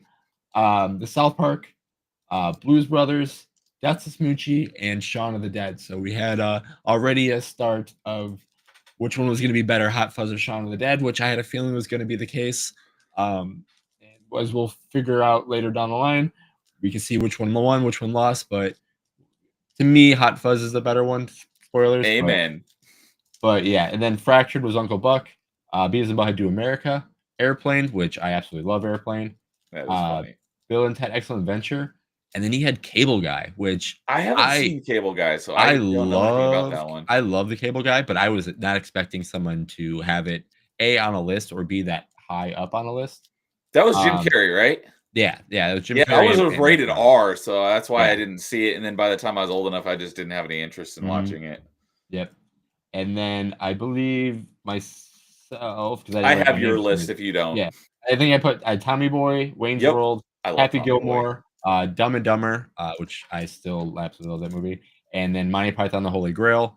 So you and Jake both had Holy Grail as your number one. And Monty Python the Holy Grail is my favorite movie of all time. So that's your favorite movie of all time? Yep. I did not know that. Yeah, that is my favorite movie of all time. I haven't seen that movie since high school. It's been a very long time. Yeah, I remember the first time my friend making me watch it, and I probably watched it 8 times that weekend because I couldn't stop laughing, and I still didn't stop laughing at the silly jokes. God, the first time I watched it, I was just like, what was the whole ending? I did not understand it. I was like, that was the stupidest ending I've ever seen. Oh, it's the greatest. There was no point to the ending. Like, yeah, Sir Lancelot killed the reporter, and he went to jail. That's it. They didn't find the Holy Grail. But that is one that even to this day I do still quote it myself often, and I do see it quoted quite often as well. Yep. And then I think just a week ago, I saw someone super chat in a stream that I was watching something about the African versus European swallows. Oh yeah. Oh, it's so good. Oh yeah. And then and there's so many jokes too. Like you have to, because it is a British comedy. Like if you get a chance and have like subtitles up and slow everything down and read what they're saying, and just like your brain just like explodes because how detailed they're trying to get into stuff. Or again, the European versus African swallow debate the whole time. Like you'll see like the little jokes on the inside where Belvedere is taking a coconut and a swallow and trying to make one fly to see if it would fly, and it's just a tiny little thing before the witch trial. But you're like, oh my god, they're trying to test to see if a coconut can be carried by a bird, and what they're going with. So like, there's so many little things in the whole entire movie that they're just callbacks, and it's fantastic. So just off the top of my head, ranking my favorite out of the ones that were chosen by you four. So this wouldn't necessarily be my list if I was picking all comedy movies, but out of the ones that were picked here, if I was to create a top 5 out of these options, I'd probably say, I just had it in my head. Probably Bill and Ted at number 5. I think Airplane at 4. Probably Happy Gilmore at 3. Tommy Boy at 2. And Hot Fuzz at 1. That'd probably be my list if I was just picking out of your guys' picks. Well, that would have changed the order a little bit, but again, you probably had other movies that you'd add to. But yeah, our order would have started with Young Frankenstein 5, Uncle Buck 4, Cable Guy 3, Shaun of the Dead 2, and then Holy Grail as our favorite so far in our top 5. So, but yeah, that would not be my list if I was picking all movies, but just out of the ones that you guys picked, that would be my top 5 out of those options. So, all right. Anything else on comedy movies? No, that was another lot of fun one. All right. So next one up was our longest one ever, episode 8, Star Wars Games. So our panel was obviously, besides the two of us, was Carl, JT Epsilon making his top 5 debut, BD Jake, although unfortunately he had to bounce out early, and we still haven't gotten him back on because he also was not able to make it for Star Wars Games Part 2. So his top 5 list is still incomplete. And Fractured Filter. So Fractured Filter's number 5 was Star Wars Galaxies. His number 4 was Republic Commando. His number 3 was KOTOR 1. His number 2 is Jedi Outcast, and his number 1 was a bit of a surprise, and that was Shadows of the Empire. So, and then Jake's list, he had to go early, so we only got his number 5 and number 4. But his number 5 was Jedi Academy, and his number 4 was Jedi Outcast. So look forward to get him on for whenever we do Star Wars Games Part 3, which if we, that could very well be our first Part 3 of an episode where we return to the topic for a third time. JT Epsilon's top 5 was number 5, Jedi Academy. Number 4, Star Wars Galaxies. Number 3, Empire at War. Number 2, Republic Commando. And number 1, Knights of the Old Republic 1. And then if you want to go over Carl's in your own. Yeah, Carl had Pod Racer, which I believe he came up with it, or I told him about the actual Pod Racer for the Sega version, which I think he tried. If he's still in chat, he can correct me if I'm wrong. Phantom Menace, Knights of the Republic 2, the PS2 Battlefront 2, and then Knights of the Republic 1 was his number 1. Lots of, so far, no surprise on what the group rank of number 1 is going to be. Pretty much. Yeah, this one was an easy one. And then, you had some. Again, you had some surprise picks for yours for sure. Yeah, I'm a fan of Star Wars, but I am nowhere near a fan of Star Wars as all the guests and everybody that's been on there. So this has been the one that, Carl. Yeah, I told Carl about the podcast one, or the Pod Racer one. But anyway, I'm not the biggest Star Wars fan out of all the people that we've got on the show. So my list was a little different. I was never a big Knights of the Old Republic fan. I've tried it. Combat to me is not as fun as I want it to be, so it's hard for me to finish it, knowing that the story's great. But I had Teräs Käsi as number 5 because of potential, and the potential isn't there. This wouldn't be my number 4 at the time because I was playing it during the time, and I still have yet to finish it. But I'm surprised Masters of Teräs Käsi does not have a retro achievement set yet, but someone is currently working on it. Oh. It's a PS1 game. I'm surprised that it does not have an achievement set. So it's not the most fun game to play. Like I said, it's a wasted potential game. Like there's so much that you could have done with it, and it'd have been so good. But oh well.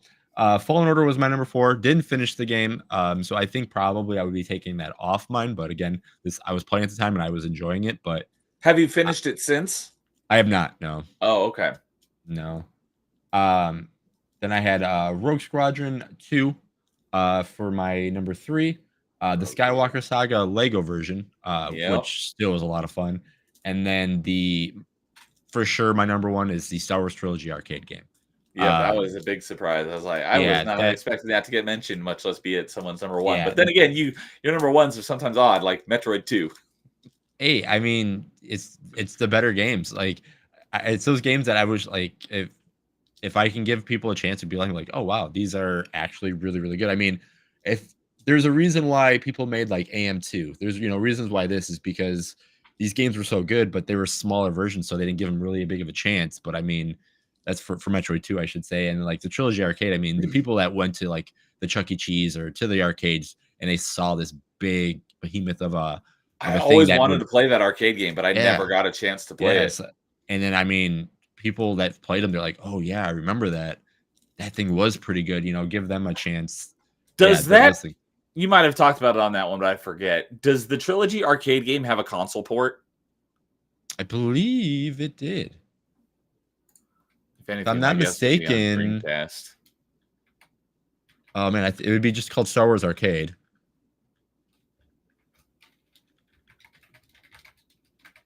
For some reason, I think it did. Oh, it looks. I did. That one. I'm looking on retro achievements right now, and there is an achievement set for Star Wars Arcade on the Sega 32X. So that one is the. I'm assuming that's different though. Yeah, that's the original Star Wars arcade games. Okay, because this does not look like the one that I remember. Yeah, so no, the one that I'm looking at, because I know it was a Sega like Model 3, I believe, arcade system.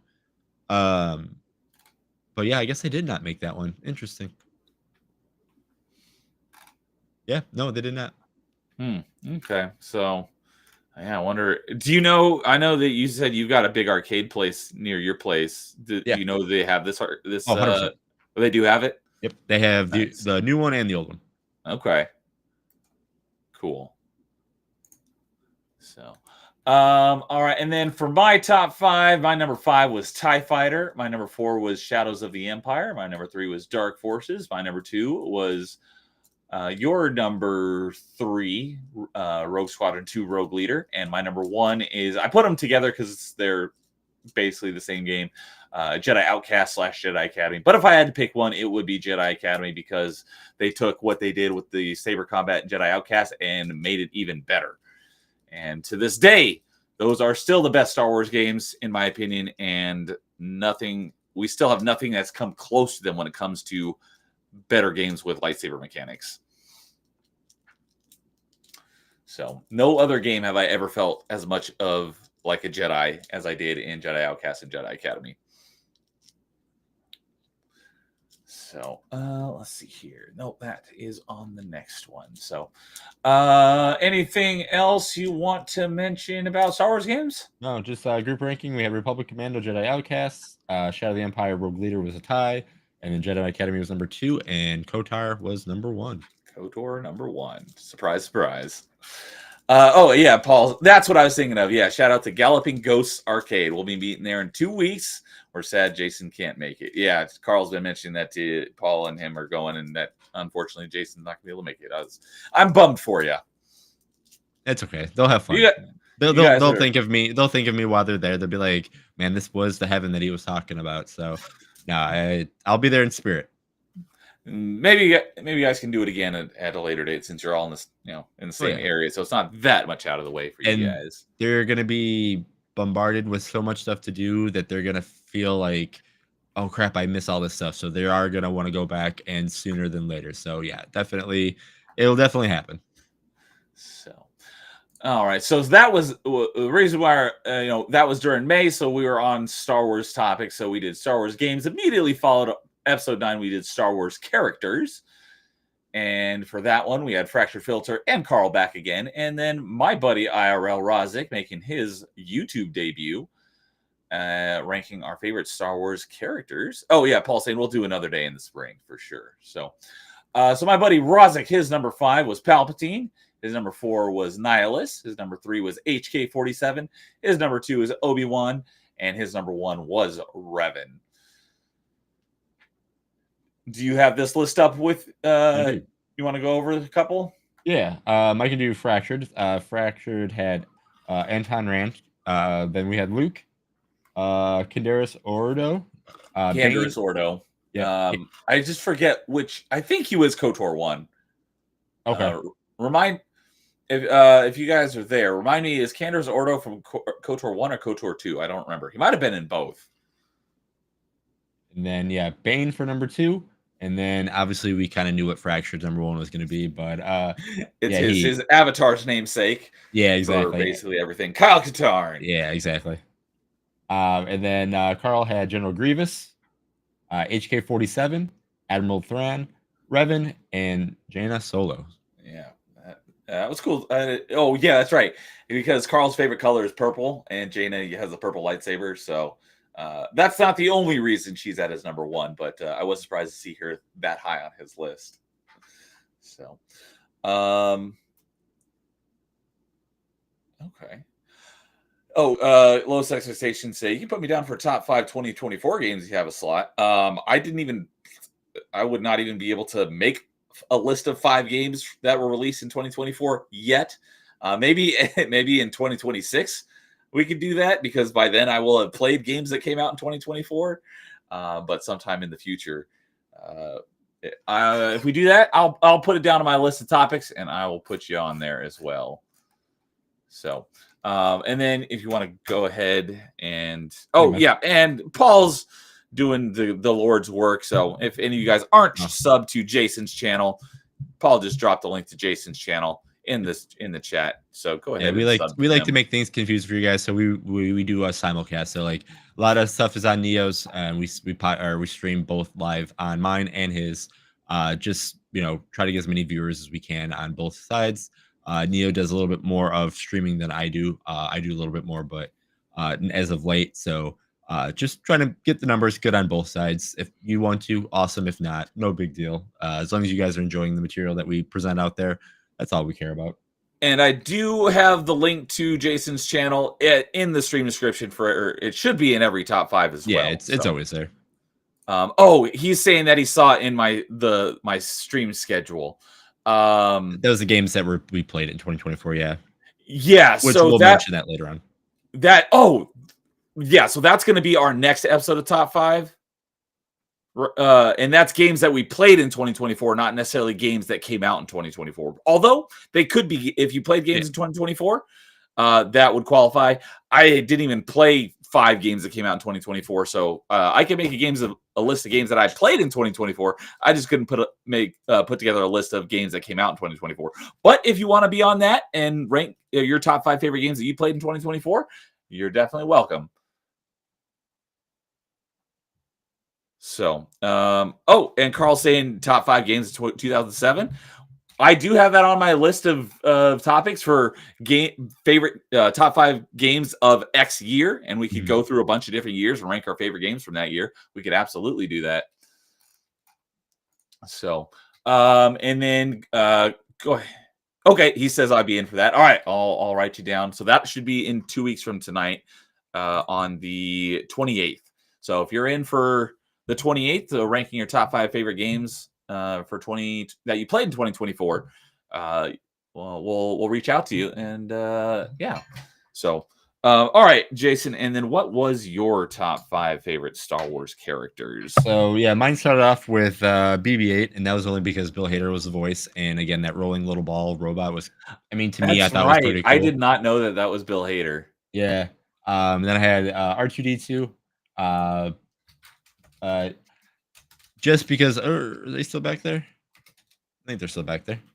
I moved them. I had the basic Stormtrooper as my number 3. That's right. Just Stormtroopers in general. Yeah, just a basic Stormtrooper, and then Boba Fett, and then General Grievous. I'm writing Lowest Expectation down so I don't forget. Very good. So, all right. And then for my top 5 favorite Star Wars characters, my number 5 was Boba Fett. Number 4 was Qui-Gon Jinn. And my number 3 was Cade Skywalker. My number 2 was Kyle Katarn. And my number 1 is Darth Bane. So Fractured and I's number 1 and number 2 were flip-flopped from each other. Yep. So, and let's see here. I had some notes that I wanted to mention about that one because nothing about really what we were talking about, but it was funny because Duke Devil 95 was watching that stream and he had to leave partway through the stream because he had to go record his review for an episode of Star Trek Discovery, which is lovingly referred to as its acronym of STD. Star Trek Discovery. So he's like, I gotta leave for STD, and Rozix came up with a funny idea. If you started a YouTube channel where you ranked your top 5 STDs based on personal experience. And I thought that was hilarious. So I wrote that down to give a shout out to Rozix because that was really funny. That's pretty good. So but yeah, that's about all I have for top 5 Star Wars characters. Yep. And then our lists. Oh, good. Let's see here. Oh, you know what? We should have gone to. We'll jump to that one here in a second before we get back on topic. But go ahead and what you were about to say. Oh yeah, and then they said Boba Fett, HK-47 was a tie. General Grievous was there, and then I believe it was then Kyle Katarn, Darth Revan, and Darth Bane led the rest, for Darth Bane being the number 1 character so far that we've ranked. Excellent. So, I was just thinking I should have jumped to Star Wars Games Part 2, but I forgot. And I just realized that episode 24 of Top 5 is going to be about games that we played in 2024. That just I just noticed that. I don't know if you. I was waiting for you to see if you caught that. Oh, you did that on purpose? Okay. I didn't realize. I thought it was just coincidental. No, no. I just put the 2 and 2 together. Yeah, no, because I was gonna try to do the 2024 one before this one because then we could have like everything to 2024 all together and then start the next season. But I was like, we're really close to just making 24 and 24. So why don't we do our clip show or our thank you show pretty much before we do that? I'm like, yeah, we'll just delay one. Let's see what happens. Well, that was good thinking. And Dude is saying that he played one game from 2024 and it won Game of the Year, which was Astrobot. And Carl saying Freddie Mercury would rate his experience of STDs as not great. That's hilarious. So, all right. So we'll go ahead and jump ahead a little bit because we did do a part 2 on Star Wars games as episode 16. And we had another round of panelists join us, and that was Melee James, Angry Canadian, and Star Wars Marvel Purist. So for that one, for Star Wars Marvel Purist, his top 5s were number 5, Star Wars Episode 3, the game, which is very underrated. I always forget about it, but it is one of those games that, video games based on movies are typically not very good. And this game was actually pretty good. And whenever we're talking about good movie-based games, I always forget to mention the Episode 3 game. But Star Wars Marvel Purist, number 4 was Knights of the Old Republic. His number 3 was Jedi Outcast. His number 2 was Knights of the Old Republic 2. And his number 1 was Battlefront 2. Most likely I didn't write it down, but I'm sure he meant the original, not the EA one. Yeah. Angry Canadians, number 5, coming in with a hot topic, or with dropping the mic with a hot choice, was Roblox. Yeah, we're supposed to say that for number 4. Wait, what? So you were supposed to save that for number 4, not right off the way. I mean, we need to have that. Because number 4 is the one that's usually the hot topic. But yeah, so his number 5 was Roblox. Oddly enough, his number 4, I think, was the same because was Fallen Order, which I think was also your number 4, right? I just don't remember which number your Fallen Order was for you. So you and him had the same number 4 at Fallen Order. His Angry Canadian's number 3 was Empire at War. His number 2 was Republic Commando, and his number 1 was also Battlefront 2. And then Melee James's top 5, number 5 was Episode 1 Racer. Number 4 was Lego Star Wars, which I'm assuming he meant the Skywalker Saga, which I think was your number 2? Yes. Or was it? No. Yes. Yeah. And his number 3 was Battlefront 2. His number 2 was Jedi Academy, and his number 1 was KOTOR 2. So after that one, it really mixed up the standings because it was KOTOR 1 was at the top, and now you had a bunch of people who listed KOTOR 2 as either number 1 or number 2, and you had all 3 of them mentioned Battlefront 2 in their top 5. So those rankings jumped around all over the place. So where were they? So KOTOR 2 made number 5. Republic Commando went to 4. Jedi Academy went to 3. Knights of the Republic went down to number 2, and then Battlefront 2 went to number 1. That one all just like that. Switch up. So, lowest expectations. I'm not a Star Wars fan, but I love the OG Battlefront 2. Yeah, pretty much everyone did. It was on all 3 of their lists. And let me jump back to I just realized Star Wars Games Part 1 was episode 8, and Star Wars Games Part 2 was episode 16. So 8 and 16. I didn't realize that. And on episode 1 of Star Wars Games, Battlefront 2 got mentioned only once. So, quite the shakeup after that one. And let's see here. Was there anything else I was going to mention? Nope. My next notes are on a couple episodes from now. So, anything else about Star Wars? I mean, we already went over Star Wars games, so we'll jump back in line. So the one after episode 9 of Star Wars characters was ranking our favorite video game franchises on episode 10. And so that panel, we had JT Epsilon, we had Carl, and we had Dude. So Dude's number 5 was Halo. I don't know why. Dude, remind me why, but for some reason in parentheses I put Warframe in parentheses on number 5 behind Halo. Why did I write that? Was it a tie and Halo just barely edged it out for you? Remind me why Warframe is in parentheses. His number 4 was Final Fantasy. His number 3 was Zelda. His number 2 was Dark Souls, and his number 1 was Metroid. So, why don't you go ahead and take JT Epsilon's?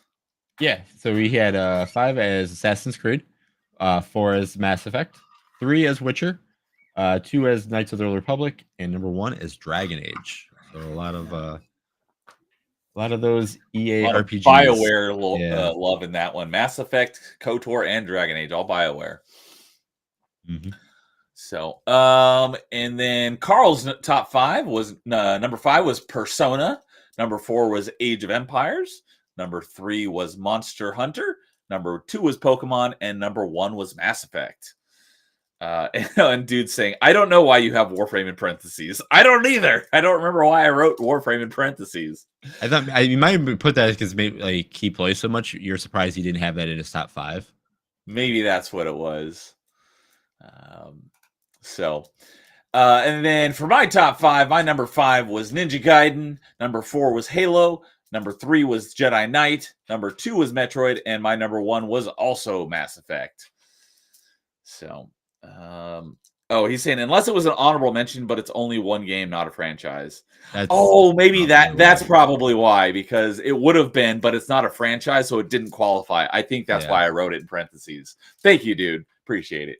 So, and then Jason, what were your top 5 video game franchises? So my number 5, I can't remember because I have 2 of them listed here. So I don't know if I have it written as Mario Party. Okay, that's what I have one written down, and then I also have like the Midway Sports franchise because NBA Jam, NFL Blitz, all those were my favorite. But I also had Mario Party as well right next to it. So again, that's my notes. I was like, is it Mario Party or was it that? So yeah, Mario Party was my number 5. Mega Man, my number 4. Final Fantasy, my number 3. Mortal Kombat, my number 2, and my number 1 is Resident Evil. Yeah, and I remember because I was just rewatching that one a couple days ago. And I remember you're like 1 and 2 are both 1 because I can't. It's like ranking my children. No, those are on games. No, Resident Evil was easy for my number 1 for franchise because I like more Resident Evil games, more than other ones. Which episode was it? It's probably when we talk about Final Fantasy 7 or Resident Evil 2. That will probably be. Oh, it was PS1 games. Yeah. That's why I was watching just a couple days ago. I was like, episode 10, I would have watched it like a week or 2 ago. Yeah. Okay. So sorry, getting ahead of myself a little bit. You're good. Yeah, no, Resident Evil is easy for me because I think there's more Resident Evil games that I like. And then Mortal Kombat, I love Mortal Kombat. Obviously WB's doing what they're doing right now, which kind of sucks, but the game still is good. And then, I love Final Fantasy, but I'm a Final Fantasy 7 fan. Other games are great. I still enjoy all of them, but that's why I still had it in my top 5. But again, 7 is my favorite. And then obviously, the last 2 that I mentioned are great. I mean, if you see any things that are around this office that I have, you could probably, you'll see those little games that franchise I like. So, but with everything, after everything was all said and done, Resident Evil / Dragon Age was number 5, Halo was 4, Final Fantasy 3, Metroid 2, and then I had a feeling this was going to be number 1, but yeah, Mass Effect was number 1. Thank you, Carl, for backing me up on Mass Effect being both our number 1s. And because we went a little bit out of order in order to keep some of the repeated topics together, I wrote down some notes, but because we haven't gotten to episode 16 in numerical order, we jumped back and then we jumped ahead. A couple things I wrote down on notes that I wanted to talk about on Star Wars Games Part 2 is, I did mention Canadian having Roblox as his number 5. That was, that was something that was painful to hear. But one thing that James mentioned when he was talking about Jedi Academy is he figured out a glitch where you could basically crouch and get stuck in the floor and you move really slow, and they called it snailing. And I remember him talking about the story where him and his whole crew, they all did it at the same time, and they basically raced like it was Mario Kart because they're all like doing this glitch in the ground. So they're all like on their knees going really slowly and they're basically racing. I was like, that is hilarious. I would have loved to have been part of that. And another thing that James did on that one is for KOTOR 2 as his number 1, he had a prepared statement, which has never happened on Top 5 before or since. He typed out like an essay on why KOTOR 2 was his number 1 pick. So that was great. So shout out to James for coming more prepared than anyone else has ever come prepared on a Top 5. Myself and Jason included. I've never had a prepared statement for Top 5. So those are a couple things I just wanted to shout out that were great about Top 5 Star Wars games Part 2. So, and Lowest Expectation is coming in with his top 5 favorite franchises in no particular order: Zelda, Drakengard / Nier, the Xenogears / Xeno Saga, I'm assuming is what he means by Xeno, the Smash Bros games, and Rock Band. I don't know anything about. I know very little about Drakengard and Nier, and I know nothing about the Xeno Saga. But I love Zelda, Smash Bros, and Rock Band. So those 3 I can definitely back up with a, raised fist to support those options. Hey, Static's here. What's up, Static? So we are just going over each episode of Top 5 over the past year, since we're coming up on a year, and just going through it and kind of recounting our favorite moments and stuff. So good to see you, buddy. Hope you're doing well tonight. So we are... Let's see here. We just did episode 10 where we're ranking our top 5 favorite video game franchises. Anything else that you wanted to mention, Jason? No. Just for the next episode, I was excited. This was one of my kind of ideas. I was excited for it. We had a huge cast, I remember, for it, and then people kept dropping out, like for just dropping out, because I think this was our smallest out of having episode just 11, one guest. Yeah, we had video game convention announcements. Yeah, there was only 3 of us, which I think there was one other episode that there was just 3 of us as well. Oh, it was game commercials, because it was just you, me, and Carl. Oh, that's right. And that was another one, because and those were all just because I think when we get to game commercials, that's one of my favorite.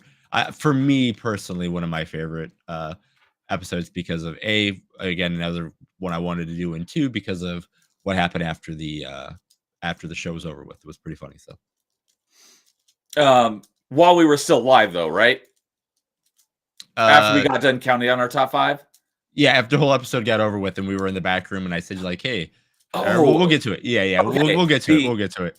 Because I wasn't sure if you were talking about after we finished our top 5, because we finished our top 5, we still went like another hour and a half. Or whether you were talking about backstage after we ended the stream. Backstage after the show got over with and then everything got done streaming, yeah. Okay, because I don't even remember, so you're going to have to jog my memory when we get there. But so episode, and Lowest Expectations saying, Xenogears, Xenosaga, and Xenoblade, mostly in favor of the older ones. I know nothing about those franchises, but I know they're popular, so I'm glad that you like them. So, so episode 11, we had a few people drop out, so it just ended up being Jason, myself, and Jason's buddy, IRL, Tyler, and we ranked our favorite video game convention announcements.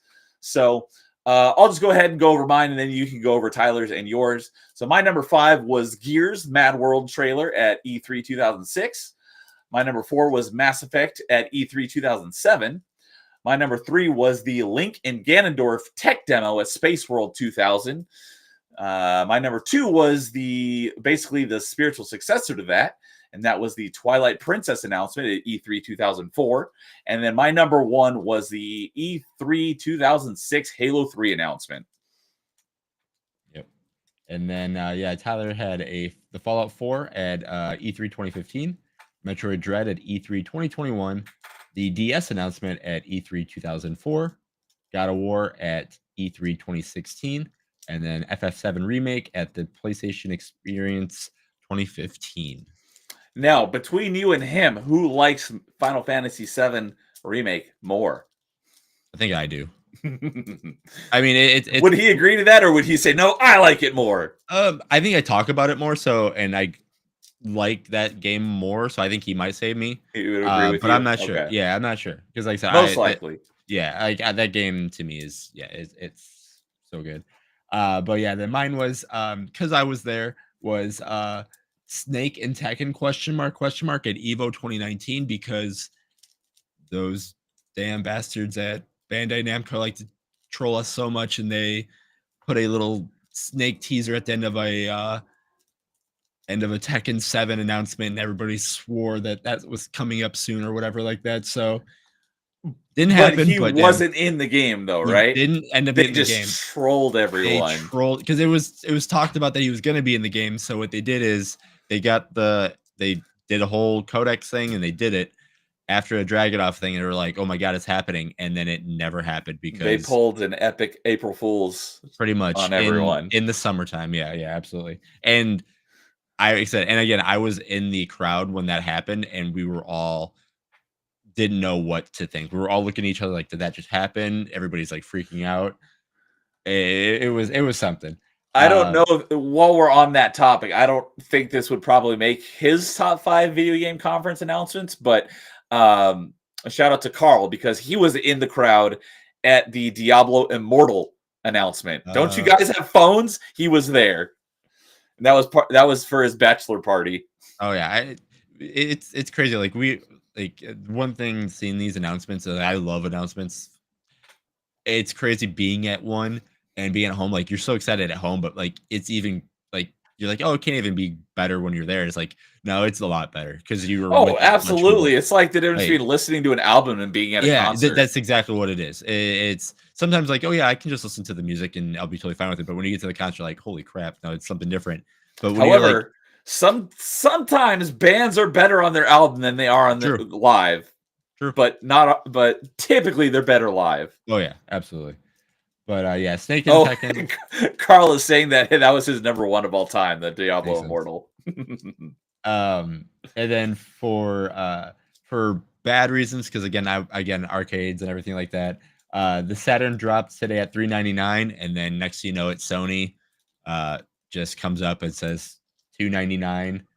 And that was pretty much the death sentence of the Sega Saturn. That's all they said, right? They didn't say anything. They just said $299 and like walked off stage. Yeah, Saturn thinks they can get clever, charge a lot, and come out with a shadow drop of a console and not tell retailers, and then those retailers not having ability to sell them. And then Sony just comes out, it's like, no, everybody's getting it. It's going to be $100 cheaper. That's it. Pretty much done deal right there. And then my number 3 would have been the Sony conference of 2016, where the RE7 demo was teased, because we had absolutely no idea what this game was. We thought it was a Resident Evil game, but we didn't know because it was first person. You got to play it right after they showed this thing, and then you found out it was RE. My number 2 was KI is back from the Microsoft E3 Experience 2013. I literally bought an Xbox One because of that announcement. It's hilarious that that high up there for you, and that's the one where like everyone says like Microsoft killed itself on that one. Oh man, no, Microsoft saved itself to me. Like they have that thing on Thursday, and I wanna just find a way to be like, please bring Killer Instinct back. I think Dustin just started his thing by himself, and he's asking people ask questions for Phil Spencer. And I'm so tempted to write something really, really nice to Dustin and be like, hey, ask about KI for me, please. When's Killer Instinct coming back? Or not even that, just like, why can't you guys bring back, your games for Xbox Live, cheaper games that everybody loved, because that's what KI technically was. Just bring it back somehow. And then my number 1 was the FF7 remake one as well. So, and what event was that at? The PlayStation E3 Experience 2015. 2015. Okay. That was 2015? That was 2015.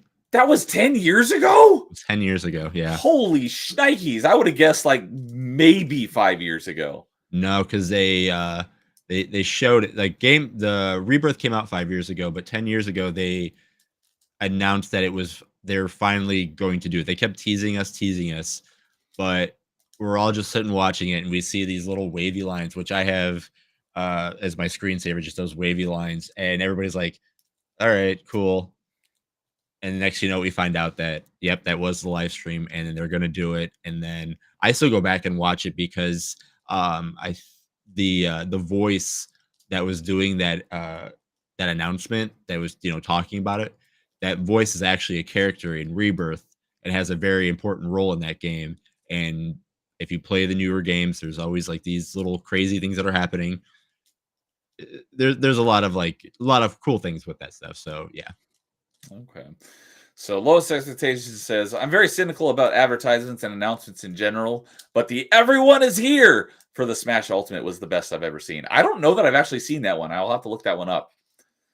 So, and Carl's asking, can we do top 5 worst announcements of all time? I don't know if I could make a list of I mean, they're definitely out there, but I don't know if I'd be able to make a list. I'd have to do some homework on that one. I know Wii Music would be up there. I do remember that one. That one was hard to watch. Due to saying, what's funny is that Killer Instinct slowly became Xbox's Smash Bros. General Ram, Arbiter, and Rash. I don't know who Rash is. Battletoads. Oh, Battletoads. Okay. So, all right. Guess we'll move. Let's see. Do I have anything for that one? No, my notes that I have are on our next episode 12. Oh, yeah, that's fine. Episode 12 was Summer Blockbusters. And so this is the first one we did about, well, at least the first one that I was on that we did movies. Mm-hmm. And this was also Nerd Take's debut to the channel, as well as Matt from Criticless, who I have not talked to since, but might have to reach out to him and get him on for another movie-based one. But we were ranking our top 5 favorite summer blockbusters, and I say summer blockbusters in air quotes because it didn't necessarily have to be a blockbuster where they made tons of money. It was basically your top 5 favorite movies that came out between May and August, I think it was. Yeah, I believe so, yeah. So your favorite movies that came out in those months, whether you saw them in theater or not, irrelevant. Just movies that were released in that time frame. So this was a fun one. Oh, and before we get on Lowest Expectations, it was the one where they confirmed that no characters from past Smash games were being cut, and previous cut characters were all returning. It was great. I think it was E3 2018. That does ring a bell. I think I do remember that now. I'll have to go double check and see if I have seen that one. But thanks for that reminder. For our, I have some things to say about this one, but for our top 5 favorite summer blockbusters, Matt, his number 5 was Pirates, Curse of the Black Pearl. Pirates of the Caribbean, that is. Number 4 was Mad Max Fury Road. Number 3 was Empire Strikes Back. Number 2 was Pacific Rim. And his number 1 was Baby Driver, which was a bit of a surprise. Same. I thought that was a surprise too. So, you want to go ahead and take Nerd Takes? Yeah. He started off with Avengers. And then Shrek, which people in my circle know that I have not a quorum with that movie, but people think Shrek's better than... Shrek versus Aladdin, right? Yep. What's your pick between them? Aladdin all day. Oh, yeah, absolutely. Yeah, the people, it's crazy. Like, I had tallies at one point, and it is crazy how 50-50 it is. I forgot to write that down that you asked about that, but I do remember. It's crazy how 50-50 that is. And to me, I'm like, no, Aladdin is 4-1 odds favorites, in my opinion, over Shrek. But agreed. That's me. But yeah, Aladdin was my favorite Disney movie as a kid. Same. And I've only seen Shrek 1 once, and I don't think I've seen any of the other Shreks. And this is not me not trying to, but I literally laugh out loud during Aladdin.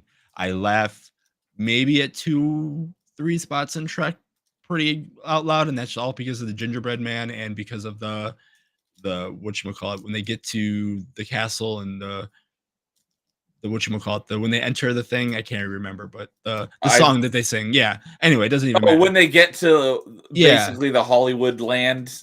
Yeah. Yeah, the song, that's what I was thinking of. Oh, and yeah, I'm not even going to acknowledge what Carl just said. Hey, see, I told you they're out there. That's why it's crazy. It's so 50-50. It's not even insane. But anyway, Men in Black was number 3, Spider-Man number 2, and Dark Knight number 1. Good list. And due to saying that his favorite Disney film was Hercules, James Woods killed his role. Yeah, that was the first role I ever remember James Wood from. He did a great job as Bless. What's his name? God of the Dead. Hades. So he did a great job as Hades in that one. Yeah. We will see the chat for this one though. Static saying is a go. Yes, you are correct. Static backing us up with Aladdin. Yeah, we did see that one in chat. Yeah. So So I'm gonna do my top 4, and let you do your top 4 on Sure. this one as well. So, because I have something to say about that. So, for my number 5 was Top Gun Maverick. My number 4 was The Rock. My number 3 was Avengers. My number 2 was Dark Knight. And Jason, what are your top 4? Would have been Beverly Hills Cop 2, Mortal Kombat, Dark Knight, and Jurassic Park. And the reason why I did that is because we both had the same number 1 for this one, which was great. Because on this episode, he asked me to go first on our number 1s, and I started describing it without saying what it was. And he's like, yep. And then as soon as I said it, he's like, I knew it. So our number 1 for both of us, which I'll have to go back and double check. I want to say this is the first time we both had the same choice for number 1. And that was Terminator 2, the best sequel of all time. Oh yeah. And yeah. My favorite action movie of all time too. Like Hot Fuzz is up there, but there's a little comedy, but this is like I strictly like if I'm watching this movie, I absolutely love this movie. It is so good. Terminator 2 is phenomenal. So I'm ignoring Carl again. But yeah, Terminator 2 was both of our number 1s. And let's see here. I wrote down. So what did I not? Oh, yeah, that's what I wrote down, is that Jason and I both had Terminator 2 as our favorite summer blockbuster. So, no one had Jaws, #rigged. No one did have Jaws, that's right. Yeah. I did not care for Jaws. I saw it once, way too young, and that movie scared the crap out of me, and I didn't want to go near the ocean for a very long time. It did what it was supposed to do then. So, but yeah, anything else you want to touch on summer blockbusters? No, we just had a big tie at number 5 for Jurassic Park, Spider-Man, Pacific Rim. Baby Driver was number 4, Avengers number 3, T2. Though being our list, our show, and both of us being number 1, T2 is number 2, and then Dark Knight was number 1. T2 should have been number 1, but you deranked it since we're the host of the show, so it doesn't overpower too much. And again, this is where that point system that I developed for sure, like 5-6 episodes ago, finally came in, because I'm like looking at my notes, and now my notes are actually looking all very samey from now on. So this is where I definitely had my everything ready to go. Well, it's also because Matt, out of the 4 of us, Matt's the only one who didn't have Dark Knight in his top 3. Yep. Because I had it at number 2, you had it at number 3, and Nerd Takes had it at number 1. Yeah. So I guess, that's fair enough that Dark Knight was at number 1. Yeah, as I said, it's unfortunate for us, but it made sense. So, but yeah, we, as you guys know, we create our lists, and it's all surprise. We don't know what our lists are going to be until we're live. We don't talk about it beforehand. So we did not coordinate Terminator 2. That was just both naturally our number 1 pick. And I'm going to find out here in just a second. Yeah, I believe Men in Black came out in July, if I'm not mistaken. July 2nd, 1997. So yes, it did Will Smith was the qualify. king of the 4th of July movies, and it was just around there. That's because Independence Day came out in 96, and then Men in Black came out in 97. So I did have Independence Day on my honorable mentions. I do know that. Yeah, I had 1, 2, 3, 4, 5, 6, 7, 8, 9. I had 10 honorable mention movies. I wrote a 15. 4, 5, yeah, I had 7. Yeah, I had 15 movies listed, and yeah. So, but that was a fun one. Let's see here. Have we done any other? Yeah, we did spooky movies, which is crazy. That's my biggest viewed. I guess because we did it right time too. We did it during we did the spooky stuff in October. Halloween. So that's my most viewed. My side of the channel, my most viewed one. That's a good question. I'm gonna go take a look. But yeah, other than spooky movies and summer blockbusters, I think those are the only. Oh, and comedy movies, which I wasn't on that one, but those are our movie-based ones. Yeah, we did spooky movies, video game movies, comedy movies, and summer blockbusters. So yeah, 4 total movie ones. All right. Well, so far, let's see here. Oh no. So far, interesting. I'm looking through all of them so far to see which one, see how many views are on each one. And yeah, Not spooky movies. Spooky video games is my number one most viewed Okay. top 5 by quite a bit. So, but yeah, we'll get to that one here. So yeah, number 12 was Summer. Doggy. Are you okay, buddy? Oh, what happened? Sorry, go ahead and take over for. No, you're good. All right. So yeah. So the next episode was our episode 13, Xbox 360 games. This one, like I said, I know our Star Wars one is our longest episode, but I think this one, in like density wise of just gaming content, was pretty much our longest episode, just because there's not a lot of side tangents. We had a lot to get done with 360 games. There's a lot of people that love the 360. Again, I think this is the time where everybody that was on the show like had one of these systems. Where me being a Super Nintendo, PlayStation 1, regular Nintendo style stuff there. This everybody had a 360, and everybody had their little bite-sized packets of what they loved out of the 360 more than anything. We had obviously Carl, James, and Dude on the show with us to go through everything. James had number 5, Alan Wake. This one was Crackdown. 1 minute shorter than our longest one. Yeah, it was just 1 minute. Almost Yeah. there. Yep. Yeah, so this one should be our longest episode in a way. Spiritually, to me, it is, because, like I said, of what we had to cover and everything. But yeah, but it's not officially holding the title. But yeah, James had Alan Wake number 5, Crackdown number 4, Gears of War number 3, Mass Effect number 2, and Halo 3 number 1. Yeah. Then Dude let us off with Batman Arkham Asylum, Black Ops 2, BioShock, Dark Souls, and then Halo 3. So we already saw a pretty big, trend already starting to happen right there. Yeah, I figured Halo, going into this, I knew Halo 3 was going to be up there. Yep. But yeah, Carl's saying he thought that was his dog for a second. Hope he's okay. I have no idea what happened, because I don't even think I even moved, so I have no idea what hit him, but he's all right. Got a little spooked. Yeah, Carl's top 5. His number 5 was Catherine. Number 4 was Alan Wake. Number 3 was Forza Horizon. Number 2 was Halo 3. Number 1 was Mass Effect 2. My own, oddly enough, well, you didn't have Halo 3 on your list, but of the other 4 of us, we all had Halo 3 on our list. I was one that had Halo 3 at the lowest, but my number 5 was Skyrim. My number 4 was Halo 3. My number 3 was Portal 2. My number 2 was Shadow Complex. My number 1 is my favorite game of all time, Mass Effect 3. Yep.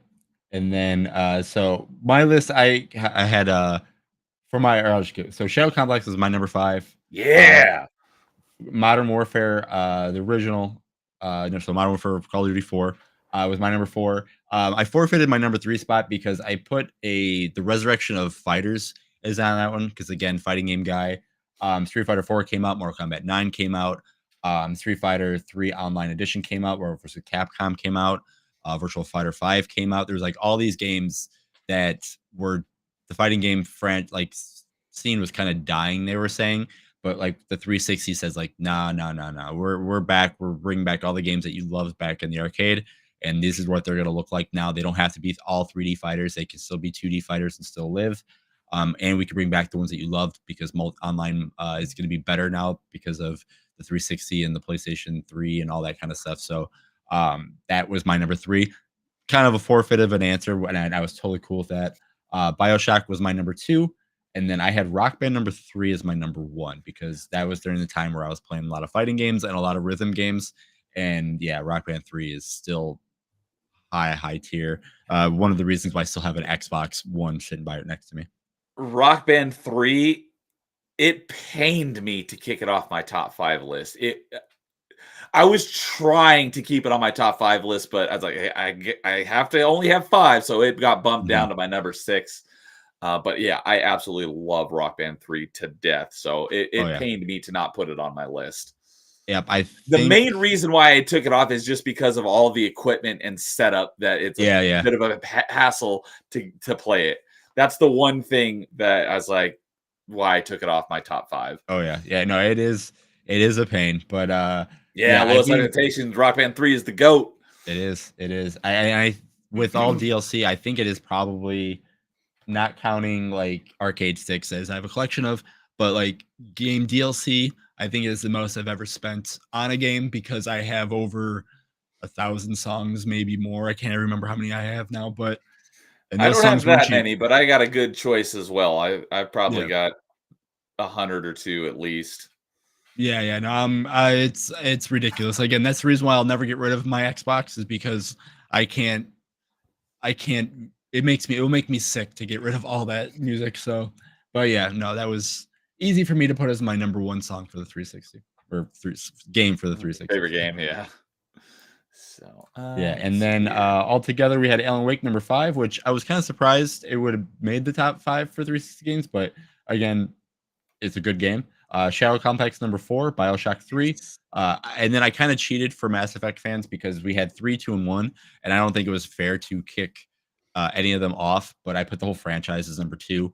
Okay, yeah, that's Made up fair. for it for now, Makes and sense. then obviously Halo 3 would. James had Mass Effect 1 as his number 2. Carl had Yeah. Mass Effect 2 as his number 1, and then I had Mass Effect 3 as my number 1. So we had the whole trilogy. Yeah, so I just like, you know what? That I can't put the Mass Effect as number 1, but I'll put it as number 2 because it's just everybody loves that game for those that franchise for different games. You could sit as number 2, and then there was a lot more Halo 3. So Yeah, so Halo 3 was at number 1, which makes sense. So yeah, Carl saying I didn't realize how many of these I was on. Yeah, and we're only like halfway right now. We're on 13 out of 23. Yeah, because I think he was on the next episode as well. Yeah, Carl's been on a lot of them. He's probably been our most recurring guest. So, oh yeah, for sure. Lowest I've seen, although they really dropped talking about Rock Band 3, they really dropped the ball with the keyboard, not supporting many old songs that would have been awesome to play on the keys. I was really hoping the keyboard was going to do more too. I have mine sitting in my Rock Band storage area, but yeah, I was really hoping the keyboard was going to do a little bit more. So, all right. And episode 14 was another one that I was not able to be on for one reason because of work, but and so you decided to do a topic that is perfect for me to not be on because I'm not well versed in it. So, what was episode 14? Yeah, it was top 5 JRPGs, but you say you weren't on it, but as I put on here, I put another moment. I'd be like, hey, you don't go here. And that's when you came and trash talked and, try to take over the show while we were around halfway done, 3/4 of the way done, or anything like that. But yeah, that was about that. So so this was my number 1 moment of the year when I surprised you all and showed up for JRPGs for I was only on there for about 2 minutes, but I dropped the proper list of top 5 JRPGs. Which I don't even think I have written down here. I'd have to. Oh no, probably not. Like you said, it was so quick, and we're like, I'm sitting there, I'm like, I think I was writing something down or whatever, and it's just next I hear your voice. I was like, he's not. Wait, what? Yeah, because I was working that day, but I was able to get home, and I was I was backstage, and you didn't notice that I was backstage. No. I was, because it doesn't pop up and say anything. You have to notice the little circles up in the top right corner, and he didn't notice. So I was waiting for like a lull for a couple minutes, and there was a lull, and so someone said, "Does anyone else?" And then I popped in. I'm like, "Me! It was me, Austin." I do know that reference. So I don't even actually have the list written down since I wasn't on that one. So you're gonna have to go over it. But this one was you, Carl, where Carl says, yeah, this is the one where you and Tyler tried to bully him. But you, Carl, Tyler, and Melee K were in this one. Yeah. And I forgot what we bullied you on. Because I'm trying to remember. I was like, if I bullied you, it was out of love, as you know that. But anyway, but yeah, so Tyler had Xenoblade Chronicles, Trails of Cold Steel, Shadows of, I forgot, I just wrote Shadows of V, so I can't remember which one that one was off the top of my head. Persona 5 and FF7 for Tyler. Kay had Valkyria Chronicles, Trails of Berseria, Earthbound, Fire Emblem 7, and then Tales of Symphonia. Carl had Fire Emblem Awakening, Pokemon Platinum, Thousand Year Door, Monster Hunter Iceborne, and Persona 3, where I had Pokemon Blue / Yellow, because Blue was the one I originally started with. Yellow was just another one. And then Tactics was my number 4. Secret of Mana number 3. Chrono Trigger my number 2, and FF7 obviously my number 1. So, and then Carl said it was over the Final Fantasy Remake, which was bullied to replaying. And I bet you're happy that you did, Carl. I bet you happy you did, especially with the Rebirth game that you just got done playing about a month ago as well. So you're welcome, I like to say.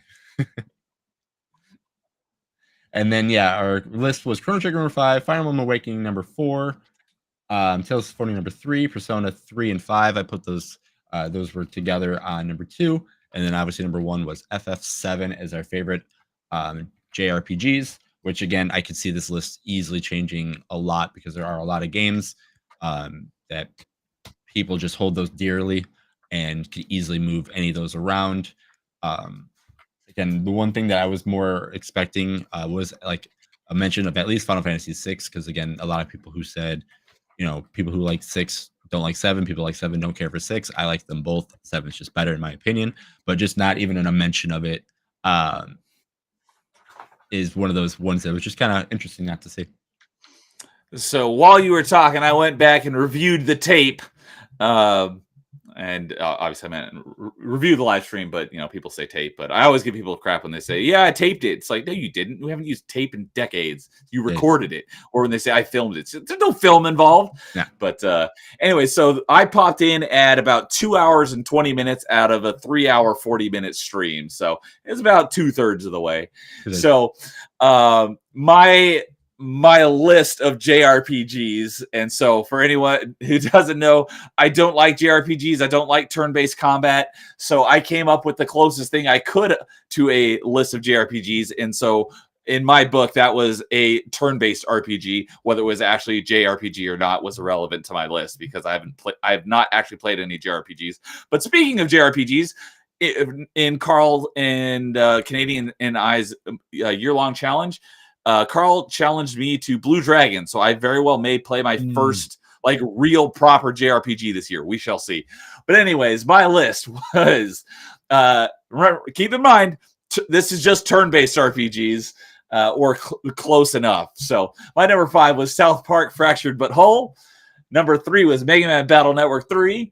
Number 2 was South Park Stick of Truth. Number 2 was Knights of the Old Republic, and my number 1 was Monster Sanctuary. So that was my fake/real to me, dang it, list of my top 5 JRPGs. And that was my favorite moment from the year when I showed up. And I got to my first 3 before you kicked me out of the stream. So that was funny. And then I came back and finished off my top 2 and then let you guys continue with the rest of the stream. So, but yeah, Lowest Expectations saying his top 5 JRPGs in no particular order: Xenoblade Chronicles, Xenogears, Legend of Heroes Trails in the Sky, the third. That's a long title. Final Fantasy X. I'm assuming that's Final Fantasy X. Is same. Is that right? Yeah, because I've never heard of Final Fantasy X, but I have heard of Final Fantasy X, so I'm assuming that's what that is. And Golden Sun: The Lost Age. Carl's saying it was about Final Fantasy VII Remake. Remake is the game I've been bullied by people over. It's very weird. I think we bully it, but we're so passionate about it because people didn't care for the changes, and that was just where people were playing it and they were like, oh, I don't like this because it's different. And it's like, give it a chance. And so I think that's why the people who like that game so much kind of bullies.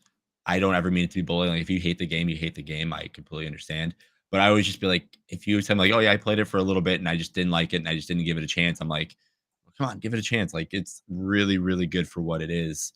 And it's not what it's trying to be what you think it is. If you look at it, if it was named FF7-2, people would. Speaking of. Yeah, exactly. The X2 doesn't exist, by the way. Yeah, if this game was called FF7-2, it would get a different chance by people like seeing it on the cover. But if they did that, it would also spoil some things in a way. So how they renamed it was fantastic. But to some people that see that, kind of gave them a little bit of, oh, I don't like this. I didn't get what I wanted. It's like, but you got something a little bit better. In my opinion, you got something a little bit better. So.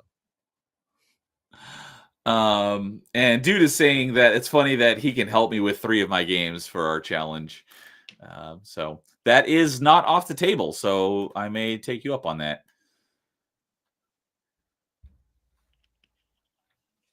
So All right. Yeah, my next note here is on a couple more episodes from now. But episode 15 was top 5 video game bosses, and we had Carl and Nerd Takes making his video game debut on top 5 because so far he'd only been here for movies.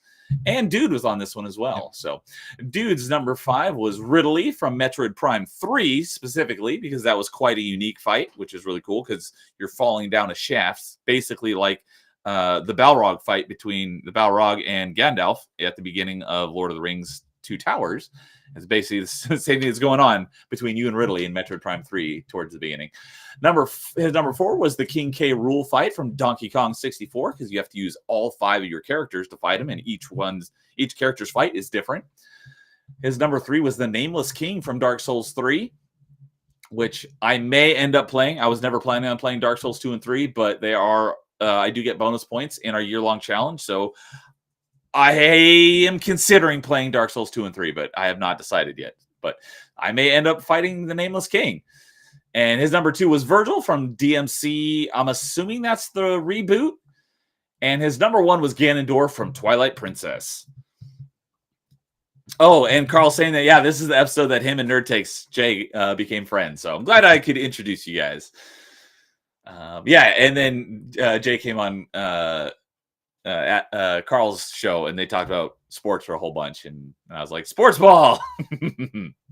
Lowest Expectations saying Ganon from Ocarina of Time. That is on my list. So Nerd Takes top 5 was number 5 was Ricardo Diaz from GTA Vice City. Number 4, Bowser from Mario 64. Number 3 was Poison Ivy from Arkham Asylum. Number 2, Rodon from Elden Ring. Or Rodin. I'm not sure. How do you know how, Rodon? Okay.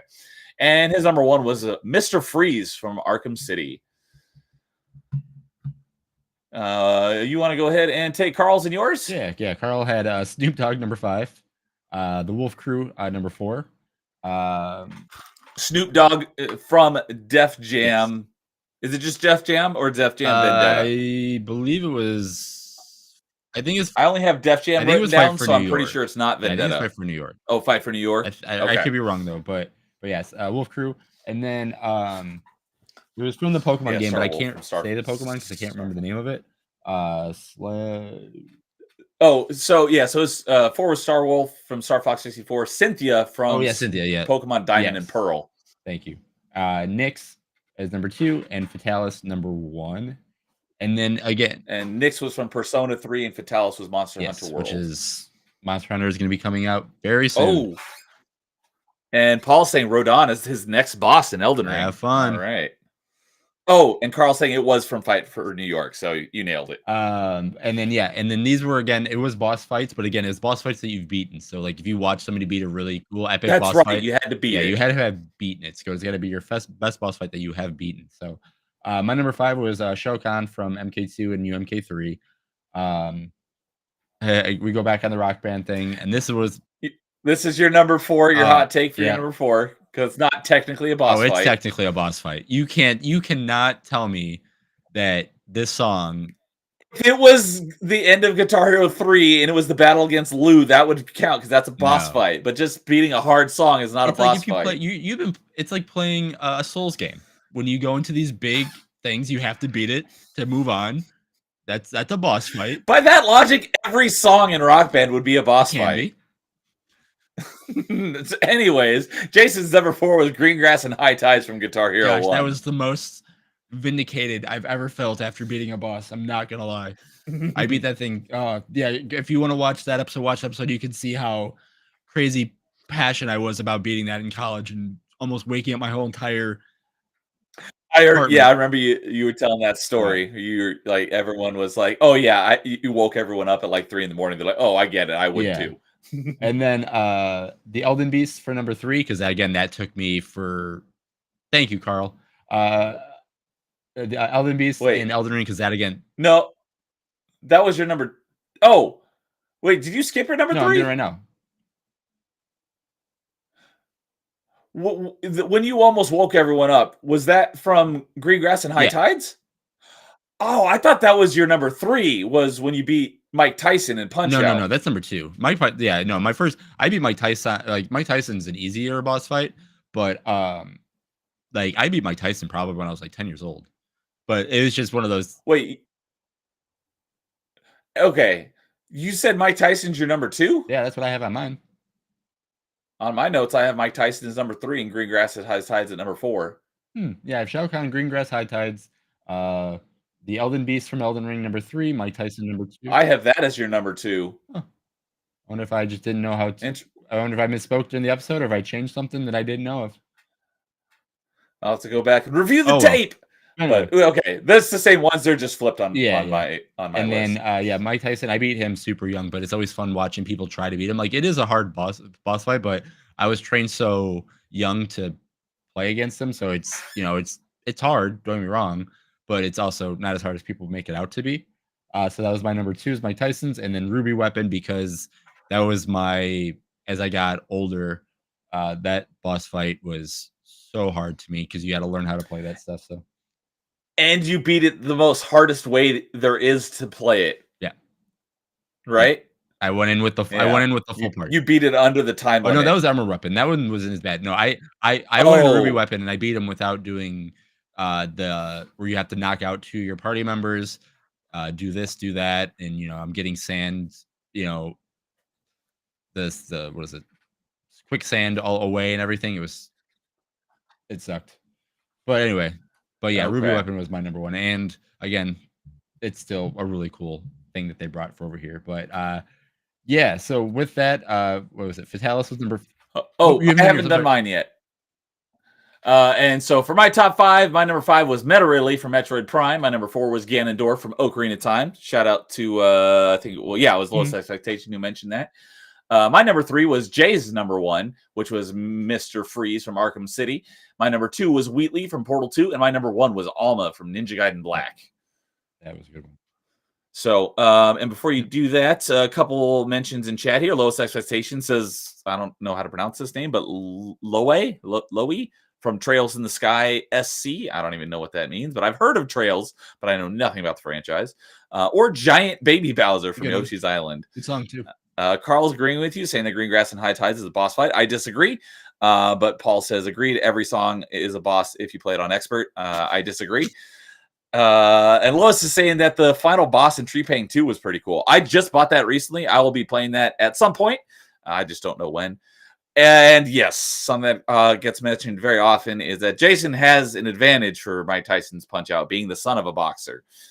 So, and Lois mentions Stelord from Zelda Twilight Princess. I don't remember who that was. Oh, and he's saying the name of that character is Luve, and it's German. So, all right. And over on Rumble Dude is saying that for Virgil for DMC, because every time you fight him, it's the best boss fight in the game. So, with that, what are the overall rankings? Yeah, Fatalis was number 5, Alma number 4, Ridley number 3, Ganondorf number 2, and Mr. Freeze took number 1. Yeah, that is a great boss fight because you have to use basically everything in your arsenal to take him down because he learns from your attacks and you can't do the same one twice. So, all right. Episode 16, as mentioned, was Star Wars Games Part 2. Oh, wait, let's see here. Did I have any other notes I wanted to mention? Let me go back to my notes. I feel like there was something I wanted to mention on that one.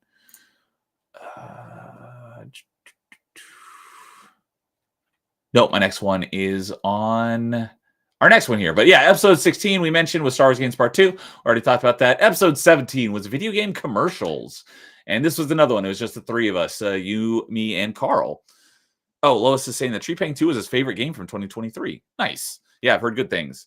So, yeah, so video game commercials, that was a fun one because we went through our top 5s and then we actually watched our number 1s at the end on stream. And then something happened afterwards, which I don't remember, so you're going to have to jog my memory, but we can get to that in a moment. No, I can do that right now because it sets up for how everything goes. So yeah, we did. Okay, remind me what happened. Our top 5. It went great. We'll go through that in just a bit. And then I think at number 3 and number 2, I had the idea of like, oh, as soon as we get to number 1, I'm going to mention like we should watch these on stream. I'm like, they're just video game commercials. No big deal. Nothing bad could happen from this. Oh, that's right. I forgot about Nothing bad this. could happen from this. So we all go through it. We're like, oh, we'll just watch, we'll just watch our number ones. Should be easy to do that. Got everything all set up, got fine. Went through our number ones. Everybody in chat was enjoying watching these video game commercials that you can go on YouTube and watch them super easy like we did, doing all that fun stuff. Went through everything good, get backstage, get everything set up, and the next thing you know it, we get our first copyright strike. Or I did, at least. We were streaming the whole thing to both our channels, and Jason got a copy. I did not, for the exact same content, and I thought that was freaking hilarious. I totally forgot about that until just now. Yep. Oh, that's when I know. That's when I knew. I'm like, yep, I made it. I got the copyright strike on these video game commercials for no apparent reason. And then as I look pull up our thing, it still says restrictions on episode 17 video game commercials, copyright protected content found. No one allows content to be used. Yeah. So I did not get it's a copyright claim, not a copyright strike, because you got. So I had a strike. I had a strike on it, but it took everything down. I had to contact YouTube and be like, I had to write a whole. I did, yeah. I thought it was just a claim. I didn't realize you actually got a strike. No, I got a strike, and I had to send. I did not know that. Yeah, so you got the whole ordeal. I had the whole ordeal. Oh my goodness, that is nuts. Did it say which one it was for? Which commercial? It was muted. I forgot which one it was. Because it was muted for the longest time after because they had it highlighted red for where it was at. And I was like, I got this off of YouTube. We were doing this. Not making money. I had to write a whole thing on it. And then, because forever, the episode was just gone off of my channel. And I had to put yours. I had to put yours for a long time. And then they gave it back to me. But then they gave me the claim and they gave me the video back. But I was like, I thought it was just a claim. I didn't realize it was a copyright strike. It's a claim now, but it was a strike at the time. I had to write. Oh my goodness. I did not realize that. Because I've gotten a couple claims from some of, and it's always from my game streams. I haven't had that many, but I got a couple of claims from my Republic Commando playthroughs because of the John Williams music. Mm-hmm. Yeah. Claim would have been. But yeah, Carl forgot about it as well. Claim would have been fine with. But yeah, no, I had to go through the whole thing of being like, oh, copyright, cool. All right. What do I need to do next? Oh, I gotta request this, send this, cool. And then yeah, they gave me I got the video back at least. So that was cool. But yeah, that was one of my favorite things because I was like, all right, great idea. Turned into me learning the whole ordeal of YouTube and using their stuff online. So it was great. Yeah, that is funny. So, but yeah, so we towards the end, Jason's like, "Hey, why don't we watch our number ones?" Or no, we watched every one of these, not just our number ones. I think we started. Yeah, we started right. not doing that, but yeah, then we started like, you know what? Let's just do them all because, again, it was only 3 of us, and again, who doesn't like a commercial? So it was might have been Kingdom Hearts. I forget which one. I wouldn't be surprised if it was Kingdom Hearts. What? I swear that there was a top 5 where on our number ones we watched something, but not. There probably been. They could have been the conferences. So, but yeah, so we watched all of our top 5s on stream for this one. So, so for Carl's, his number 5 was Pokemon. This is video game commercials. Mm-hmm. And it was the one where all the Pokemon get in the bus and the bus gets in the trash compactor. His number 4 was for World of Warcraft. And they had a whole bunch of trailers with different people highlighted. And he picked the one for Mr. T with the Night Elf Mohawk. Fool. But we watched a couple of the other ones. My favorite one of those was the Chuck Norris one. His number 3 was Monster Hunter World. And it was the Japanese commercial. And this guy was just like, in his natural like work setting, but he was like acting like the monsters from Monster Hunter, and it was pretty funny because he's like screeching like a crazy person. His number 2 was the Halo 3 Believe ad with the giant diorama, and his number 1 was Mass Effect 2, and it was like 4.5 minutes of like covering like almost every party member and why they're following Commander Shepard. And I forgot that trailer even existed. If I had remembered it, it might have been my number 1 as well. So, did you have something you wanted to mention? Because I got my list pulled up. I believe it was one of the Halo 3s that got me knocked. Now it was that or Kingdom Hearts. It was Halo or Kingdom Hearts that for the copyright strike. It was one of those two. I'm not looking at the list. I'm like, it was definitely one of those two. So, Carl says it would have been the shortest episode if we didn't have the fun jam session. Yeah, this is no. The one that you're thinking of was video game. No, yeah, you're right. It was video game commercials. Because we went on for like it was this one. We watched them, and because there's only 3 of us, we were done in like an hour and a half, which would have been the shortest top 5 ever. But then we decided to watch all of our honorable mentions as well, and so we went for like another hour and a half just watching commercials, and so that was great. So that's right. It was one of my favorite concepts of an idea for another one. Like it was just like no one's really done this before, and then again, it's always fun just getting people together and just like, hey, these are the things that sold us games besides the magazines. Let's just see how they, hold up today, and are they still as good as they are? And a lot of them are. Yeah. So, and then your top 5. My number 5 was Moonwalker, and that was on Genesis. Was Genesis. Yep. Okay. Number 4 was She Kicks High for DOA 3.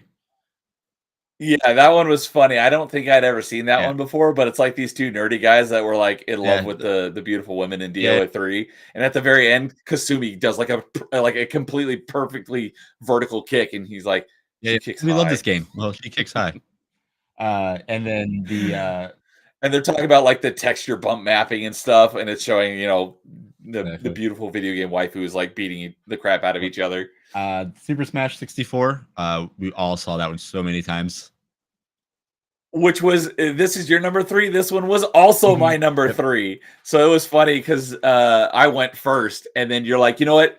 My number 3 is also Smash Brothers, and that's such a great one because it's got Mario, Donkey Kong, Pikachu, and Yoshi, holding hands, going through a beautiful field, and then they start beating the crap out of each other. Such a great commercial, especially for not even like now we want Smash is today, but like Smash being a brand new game and not knowing it is, and you just seeing these Nintendo mascots beating each other up in a sunflower field. You're like, oh man, this is actually kind of cool. Like, great idea to kick off a franchise to now what it is we know today, kind of thing. My number 2 is Kingdom Hearts, just because of Simple and Clean. And that's the song, right? That might have gotten you the copyright strike. Yeah. If it's not this one, like I said, it was Halo or this one. I'm pretty sure it was this one, but for some odd reason, I thought Halo was it. That would be my guess. But like I said, I think it was this one because I was like, oh yeah, this. But for some odd reason, I thought this one didn't get it to me, and it was Halo because I thought this one would have gotten it for me. It was anyway confusing. It happened. We all know. And then Mortal Monday was my number 1. Mortal Kombat. Oh, and then I remember the episode like during honorable mentions. And then there are honorable mentions. I think I showed you guys all the Sega Santuro commercials. Yeah, Sega-san Shiro. That was great because I just rewatched that one just recently. Just a couple days ago. So my favorite one was when he kicks the baseball, like, the soccer ball. He and like someone explodes. Oh yeah, there's that one, and then like I said, he hits the home run with his foot. Yeah. There's some the Sega-san. No, my favorite was the soccer one. And like something exploded. That was hilarious. The Sega-san saga is so good, especially because they sell games, and then there's a story at the very end, and it's so good. I didn't write down any of. I have my honorable mentions. Let's see. Oh, I still have to go over mine. So my top 5. My number 5 was the Dead Island trailer, which is playing in reverse, and it's a tragic story of the family on vacation. Yeah. It's a really it's sad, but it's a really My like moving Yeah, trailer. my favorite and unfavorite thing of all time, because I bought the game because of that, and I played. I'm like, this isn't exactly what I wanted, and I was And the game so wasn't. sad. I think a lot of people had that problem. But then my number 4 was, it wasn't even a commercial for a game. It was just for Xbox 360 in general. And I had forgotten this trailer existed until I came across it. I'm like, oh yeah, I love that trailer. And it's like in a New York subway station. And all of a sudden everyone's pulling out finger guns at each other. And everyone just starts shooting each other. And people are like dying. And the guy comes out and he shoots the guy in the all with finger guns. He shoots the guy who's in the front seat of the taxi, and he's on his phone, and he shoots him. He's like, come on. And he's on his phone. He's like, just a second. And he hangs up the phone. He's like, yep. It was just hilarious. It's just such a great trailer. I love that one. And I don't know why I didn't mention it, because I was thinking about it while I was rewatching this episode the other day. But I didn't mention it on that stream when we were doing this. It's just like there's a segment that's just like that in Tales from the Borderlands. If you ever played Tales from the Borderlands, everyone in this office complex has a finger gun battle, and it was just like that. But that was a great commercial. My number 3 was, as mentioned, was also the original Smash Brothers trailer. My number 2 was the Halo 3 Starry Night one, not the Believe one. And that's the one where it's the 2 kids in the grass looking up the night sky, and then all of a sudden it's in the middle of the battlefield, and Master Chief gets up and puts his helmet on, throws down the shield grenade, and then runs and jumps into all the brutes. I love that trailer.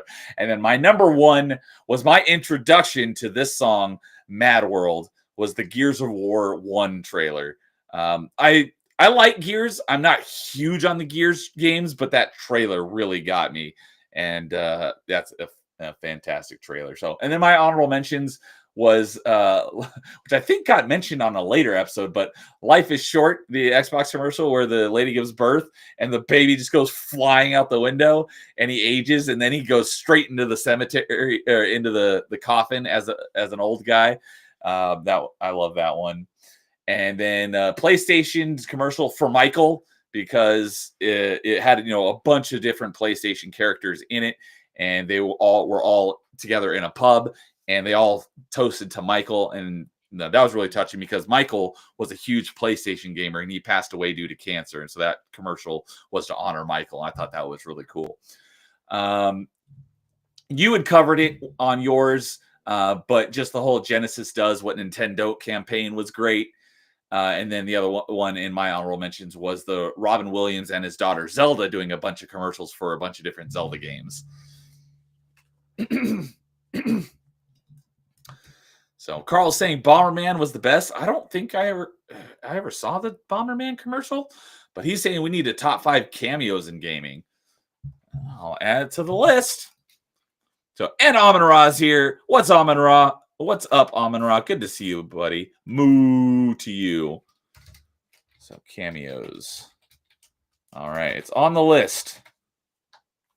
So, anything else you want to mention about video game commercials? Like I said, that was one of my favorite episodes, even though I got the full YouTube. You got a copyright I got the full strike. YouTube run around, but another one of my favorite was random concepts that I just like.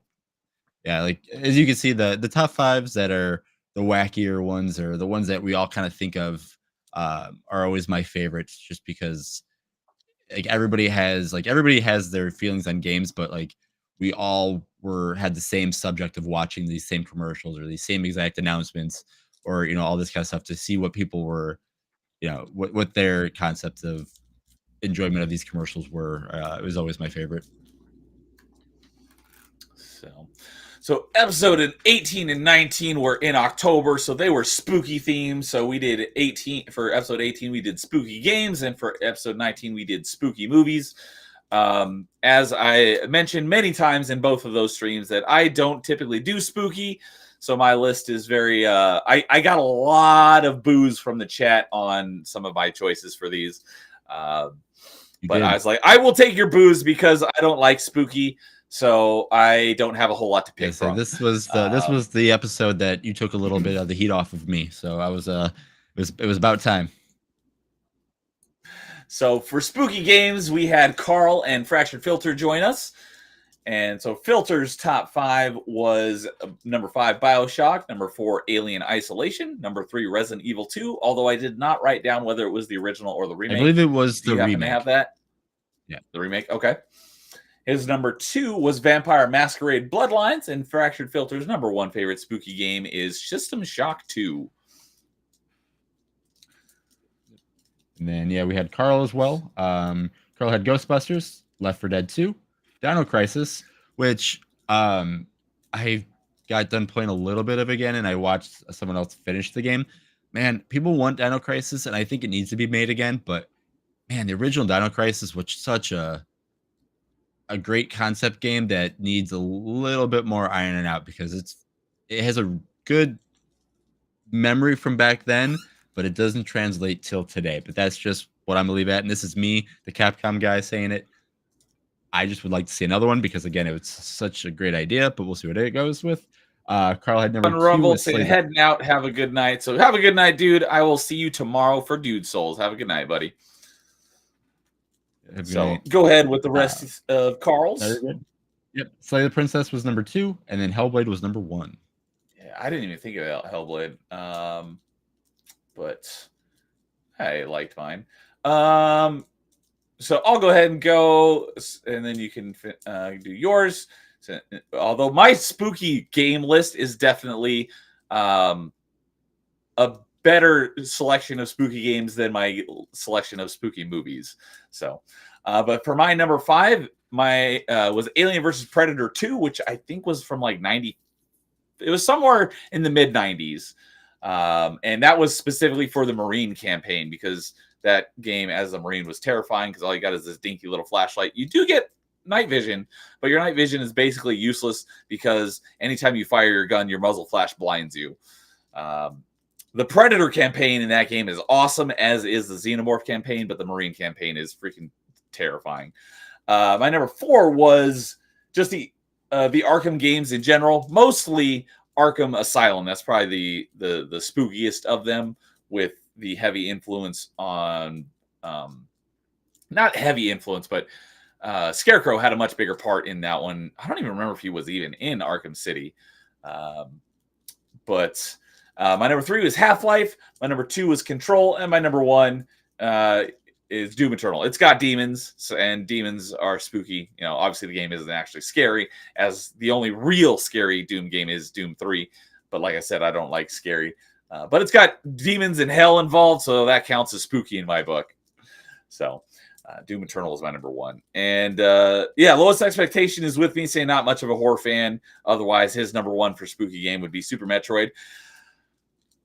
I would say it's on the. I know I'm not really one to speak when it comes to spooky, but I would say that's kind of on the verge. So it's based off of Alien. It's based off of Alien, and Alien is spooky. So I mean, I did have Super Metroid in my honorable mentions because it is heavily based on Alien, which is Alien is terrifying. So yes. That's why I put Super Metroid in my honorable mentions. And then what were yours, Jason? Yeah, so mine, I started mine off with a multiplayer game because, again, if you could scare somebody with friends, then it is scary. But Phasmophobia, I remember playing that game and never, ever wanting to go back for my friends if they were lost. I'm like, you're screwed. You're in that room. You messed up. You're deal with it yourself. Silent Hill 2 is my number 4. PT, rest in peace. Hopefully you come back someday. Dead Space number 2. And then Resident Evil 2/RE Remake was my number 1, but I gave it to 2 because, again, that's my favorite game. But I do think Resident Evil Remake on the GameCube is one of the scariest Resident Evil games you can play. Okay. So, hey, we got a couple other people joining the party. Snapple Rai is here saying, hello, I'm late to the party. Good to see you, as always, Snapple. And James is here as well, saying, oh, yeah, Metroid is intended for spooks. What's up, James? Good to see you tonight, buddy. You've been mentioned a few times because we are just Just a going little through bit. each of our episodes of top 5 so far and talk about our favorite moments. So Yep. good You were- to see you. Especially on episode 2 when, when we got along and the Mega Powers reunited against K. That was Yeah. such a long time ago. Towards the beginning of the stream, we were talking about how you picked Kirby for your number 4 Mario game, and Jason picked Metal Gear Solid for his number 4 Mario game. So Never forget. Paul says Resident Evil 4 also gave me a heart attack. Me- I haven't beaten it yet. I do have to go back and beat it because I played through most of it, but I just never finished it. But that's the first and only Resident Evil game I've ever played. And I was surprised. I was expecting it to be scary. And I was like, this game isn't. It's definitely spooky, but I wouldn't say Resident Evil 4 was scary. But maybe it was late in the game that I didn't get there yet. Let's see here. Have anything else? No. My next notes are on party members. That's a few episodes away. So yeah, that was our spooky games. Anything else? No. Alien Isolation got number 5, System Shock number 2, Doom Eternal number 3, Hellblade number 2, and Resident Evil 2 number 1. So that's how that list holds off. I see how now. it is. Putting Resident Evil 2 at the top because it's your favorite, so you get to overrule everyone else. Yeah. And James says, "Yep, I stand by that." In regards to the Kirby thing. Oh yeah. So. All right, so episode 19 was spooky movies, and this is the one where I got a lot of boos in chat from Timon, Meteor Advocate Timon, although I think now he's Meteor Herald Timon, but he gave me a lot of boos in chat because my spooky list was not a very good spooky list, and I don't make any arguments that it's not because, as mentioned, I don't really like spooky, so I didn't have a whole lot to choose from. So, Lois Texas Stage is saying it's weird. I don't like horror games, but I often love it when horror elements appear in other games when you least expect it. Keeps things exciting. So, that's good for you. I don't really like spooky in any regard for the most part. But the main thing is I don't do like any like evil demonic type stuff. The closest thing would be like demons in Doom Eternal. But I'm much more okay with like sci-fi type of horror, like Alien. I'm definitely, or like a slasher movie. That's not really like horror. That's just kind of spooky. So, but yeah, I don't really do spooky. So if you want to boo me some more on when we're talking about it again, I will take your boos. I totally get it that this is not my area of expertise. So, but yeah, so for this one, we had Carl and Filter joining us for spooky movies. And Carl's number 5 was Night of the Living Dead. His number 4 was Texas Chainsaw Massacre. Oh, I didn't write it down, but it was this stream. Texas Chainsaw Massacre was a much older movie than I thought. I thought this movie came out in the early 2000s, and I found out it came out in like the 70s, and the one in the 2000s was a remake. I was like, I did not know that. Yeah. But Texas Chainsaw Massacre was Carl's number 4. Dead Alive was his number 3. His number 2 was The Mummy, and his number 1 was The Thing. John Carpenter's The Thing. So, let's see here. James is saying we need to culture Neo in horror movies, folks. I know James has also told me that I really need to watch The Thing, and I would probably like it. I don't know when I will get around to watching it, but I may give it a chance at some point. Paul's saying his number 1 spooky game is Dead Space. That was, I think, in some. I didn't write it down, but I think that was Jason's number 2, as mentioned. But I think a couple people had that in their honorable mentions as well. And Stabble saying, so when's the Dead Space playthrough, Neo? I am going to be playing Dead Space. I don't know if I'm going to be streaming it. We'll see. But like I said, sci-fi horror, I'm definitely more open to. So I've been planning on playing Dead Space for a long time. I just haven't gotten to it yet because it's in my backlog. As I mentioned, once I get my achievement percentage back up to where it is, I'm starting a bunch of games, and the whole Dead Space trilogy is in those games that I will be playing.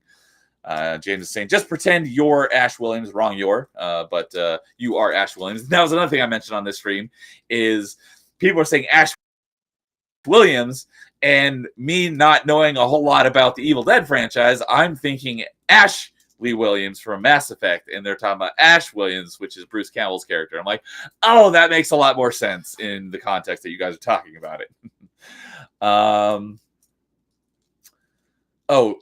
James saying watch the original. It's peak. Are you talking about The Thing? I'm assuming he's talking about Texas Chainsaw.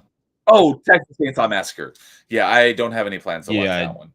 Paul's saying he needs to play Dead Space again and the remake. I'm planning on just doing the remake. Unless I really like it, then maybe I'll go back and play the original. But I we'll would see. just play the remake. The lighting and the game's better, and the remake and the lighting makes it even more so. Yeah, I was talking to Mark on Party Chat about it a while back when he was still on Party Chat. That in Dead Space, the original, it's all separated into levels, but in the remake, it's all you can go back and forth because it's basically one open ship, which I really like that. And some of the things that a lot of people had issues with, I guess it was like a section where you have to shoot down asteroids with a turret, and that part really sucked. And they either removed it or made it easier. So the remake definitely sounds like the way to go. So Carl says Neo can do blood and guts, but if he hears a weird sound, he's out. Yes, that is pretty accurate. James saying Dead Alive, also great. Yeah, not that Ash Williams. I mean the sexy one played by Bruce Campbell. Yeah, Texas Chainsaw for the original from the 40s is good too. Oh, the original.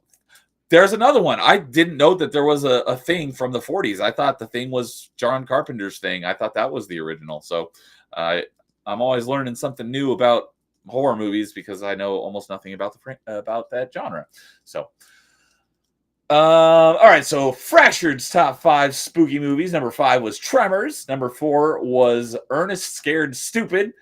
And he prefaced this that his picks were mostly horror comedies. His number 3 was Evil Dead 2, and his number 2 was The Frighteners, and his number 1 was the original Halloween. So for my number 5, like I said, I don't do spooky, and my number 5 was Independence Day because the aliens in Independence Day scared the crap out of me as a kid. My number 4 was a proper spooky movie. That was A Quiet Place. My number 3 is not scary, but it's spooky because it's got vampires and werewolves. That was Van Helsing, and that is the hottest Kate Beckinsale has ever looked was in Van Helsing, not Underworld, although she was good looking in that as well. But the poll proved me right. It was like 75% in favor of Van Helsing over Underworld. Kate Part of me Beckinsale died after that poll got over with. There. That's another thing I forgot to write down on my notes, but I remembered that we did the poll. And that was because we were talking about Kate Beckinsale in Van Helsing versus Underworld on Party Chat just prior to that top 5, because Carl was talking about he's going to be playing the Van Helsing game, and then he later realized he didn't actually own the Van Helsing game. But we got on the topic of Kate Beckinsale, and I was like, you know what? When we get to the next top 5, I'm going to do that as a poll. So my number 3 was Van Helsing. My number 2 was Alien versus Predator, and my number 1, it's a murder mystery, so it could be considered a slasher. So it's not scary, but it qualified in my book as a spooky movie, and that was Identity. Although it's more of a psychological thriller, and that one I also got a lot of boos in chat from, but that is a great movie. So, Jason, what were your top 5 spooky mine movies? wasn't like usually I would do like my favorite. These are actually I took it as these are 5 movies. That's right.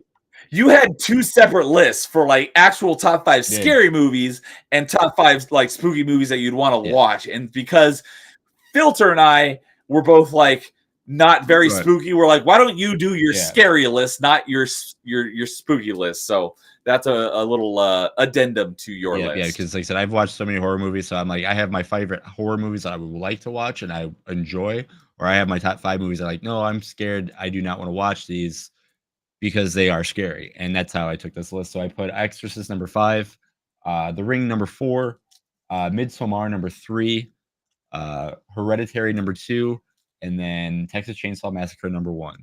And those to me are, in my opinion, the 5 scariest movies out there. I know there are more that I've missed, but those are 5 that I saw that I'm like, yeah, these things are, nope, I'm good. And I'm assuming that Texas Chainsaw, since it was mentioned by you and Carl, was our number 1 on the group. Yeah, Evil Dead 2, number 5, Identity number 4, Halloween number 3, The Thing number 2, and Texas Chainsaw number 1. So our top 3 was pretty solid there too. But again, if we ever do another one for possibly this coming up October, which is far away, but closer than we think.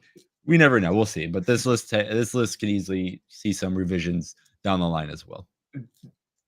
James definitely needs to be on top 5 spooky new movies next time we Yep, do and it. then also- so James, we're Nerd Takes, voluntelling you to be on that yeah, panel. and then Nerd Takes needs to join that one too because he was supposed to be on this panel as well, but he Oh, forgot yeah. it was that night. He thought it was another, like the night after or something like that. He told That's us. right. He got it Yep. mixed up, or it might have been my fault because there was one that I accidentally told someone the wrong date. I don't remember which one it was, but there was one that someone couldn't make it, and it was entirely my fault because I screwed up the scheduling. So, James is saying, yeah, Texas Chainsaw, but the original thing from the 40s is good too. Oh yeah, it's based on a book, and the OG movie is like from the 40s or 50s, but Carpenter's is so good people forget about it. Okay, yep, horror comedy is best. That's definitely something I would prefer more. Can't beat the original Halloween. Carl says, yeah, one of the few Jason L's he took was about Van Helsing. James is like, oh no, I'm scared of the Brides of Dracula and Van Helsing. Please don't bite me. Very sarcasm implied because they are quite sexy in that movie, but not as hot as Kate Beckinsale is. But he says my scary movie list would all be rom-coms. Carl says every horror movie is a comedy if you're desensitized. James says I would have seen Detective Pikachu. I have seen Detective Pikachu and was screaming in the theater. That does get mentioned on our very next episode here, which is top 5 video game movies. Paul says 13 Ghosts and Hills Have Eyes are some of my top freaky movies. I have seen 13 Ghosts. I remember very little about it, but I have seen it when I was not expecting to. It was kind of thrust upon me. And James says, I was a snob with horror. And are you sure you want me on? Yes. I want you to rank your top 5 favorite spooky movies. So, yes. So, all right. With that, episode 20 was top 5 video game movies. And that came about because of Party Chat. And my co-host on Party Chat, Ryan's like, hey, if you ever do top 5 video game movies, I'd love to be on that one. And so I was like, all right, well, let's get you on for that one. And so in addition to Ryan from Nerd Takes was on that one as well. And so Ryan's top 5 video game movies, his number 5 was Resident Evil, number 4 was Silent Hill, number 3 was Prince of Persia, which I still haven't watched it since. I do need to go back and watch it again because I have seen it, but I remember nothing about that movie. But it was from Disney, which I did not realize until we were doing that stream. And it made a lot of money. And it's often forgotten. It's like it made like $300 million. And people just like forget that movie even exists. So shout out to the Prince of Persia movie with Jake Gyllenhaal and Ben Kingsley. And I never know how to pronounce her name, but Gemma Arterton or Arterian or something. I forget. But his number 2 was Tomb Raider, and Ryan's number 1 was Mortal Kombat. So, and Nerd Takes made another return to a top 5. I think that was his third one. Yes. And his number 5 was Hitman, the original one with Timothy Olyphant, because the Hitman Agent 47 was not good. His number 4 was Sonic. His number 3, as we were just alluding to, Detective Pikachu. His number 2 was Five Nights at Freddy's. And then for some reason, I don't have his number 1 written down. It's Mario on Brothers. my end. Mario Brothers, thank you. I don't know why mine was blank. And that is not the one from the 90s. That is the one that came out like a year or two ago. That was computer animated. So I'll go ahead and go with mine, then you can talk about yours. So my number 5 was also Mario Brothers, but he had it as number 1. I had it at my number 5. My number 4 was Sonic because I like Sonic more than Mario, even though I played more Mario games than Sonic. But Sonic is a cooler character. My number 3 was Tomb Raider. My number 2 was Free Guy, which Nerd Take said that he completely forgot about that movie, and it would have been on his list if he hadn't forgot about it. But Free Guy, that is a great movie. I want to go watch it again.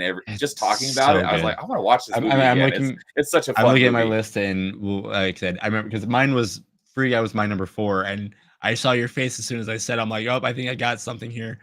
And that's something I mentioned on this stream was because we originally said video game movies, and I originally was thinking stuff like Mortal Kombat and Yeah. Tomb Raider that are actually video game movie adaptations. But I was like, I wanted to put Free Guy on my list, so I messaged Jason. I was like, hey, let's make it video game centric movies, not necessarily video game adaptations. He's like, Yeah, so as long as absolutely. it's not- And the reason why I Yeah. talked about that is because I wanted to put Free Guy on my list. I said as long as it's not a documentary off of a movie, because there's a lot of good video game documentaries that you could add on it. And it kind of throws things Right. off.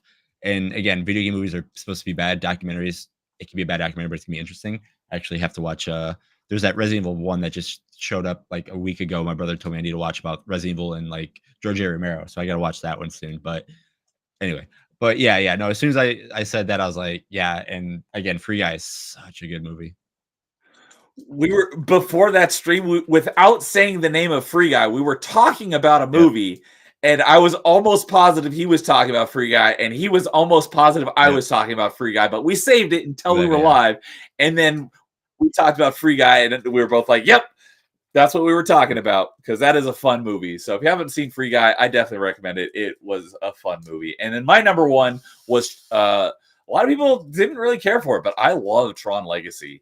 I love that movie. So that was my number one video game movie. So, Jason, what were yours? So my number 5 was Resident Evil. Not the shitty one that Operation Raccoon City, whatever it was, or Welcome to Raccoon City, but the first one, because I was so excited for just seeing that, and it wasn't terrible for what it was. Could have been better. Number 4, as mentioned, was Free Guy. Looking at this list now, I think I'd probably bump it up to number 3.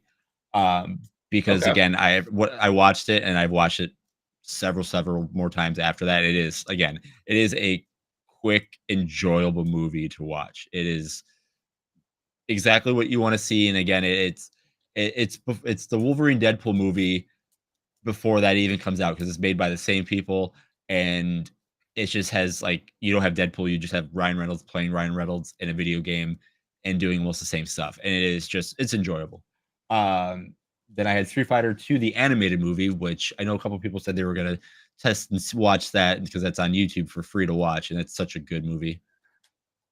I did put the link to that, since it is on YouTube. I put the link to it in that stream description. I didn't know that movie existed until this stream. Great. Not this one right now, but when we ranked these, I didn't know this Street Fighter animated movie existed until that stream. And then I had Scott Pilgrim versus the World, another one of my favorite movies of all time.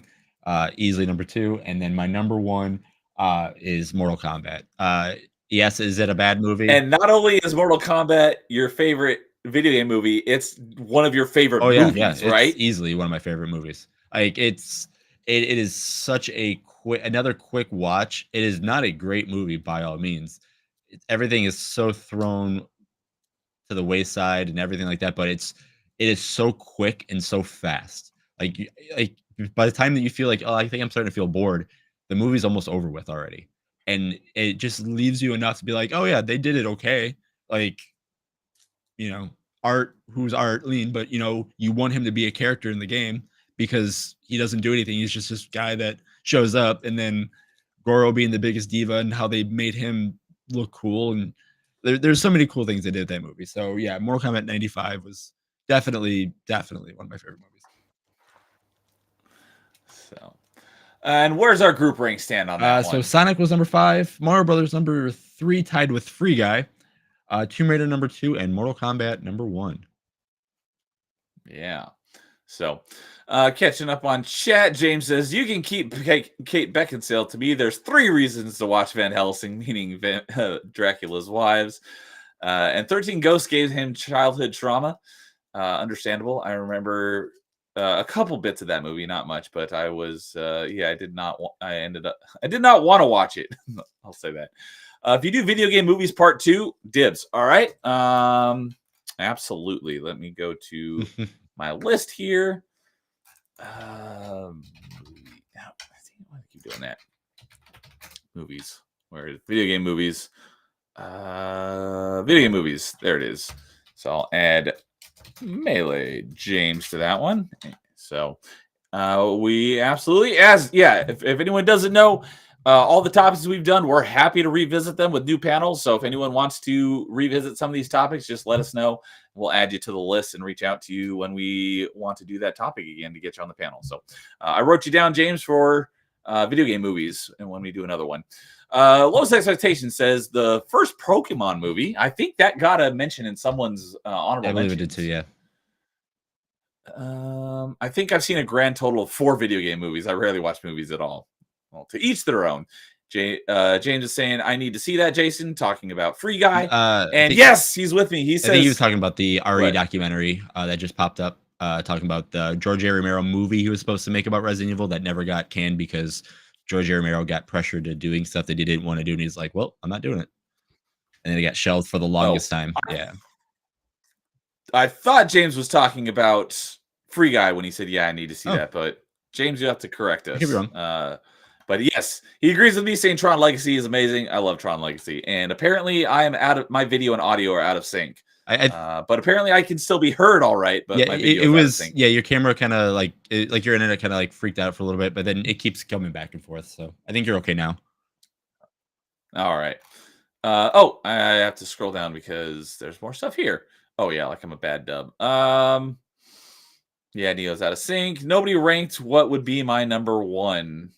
Yeah. Oh, he was talking about the Resident Evil documentary. So you were right. I was wrong. Yeah.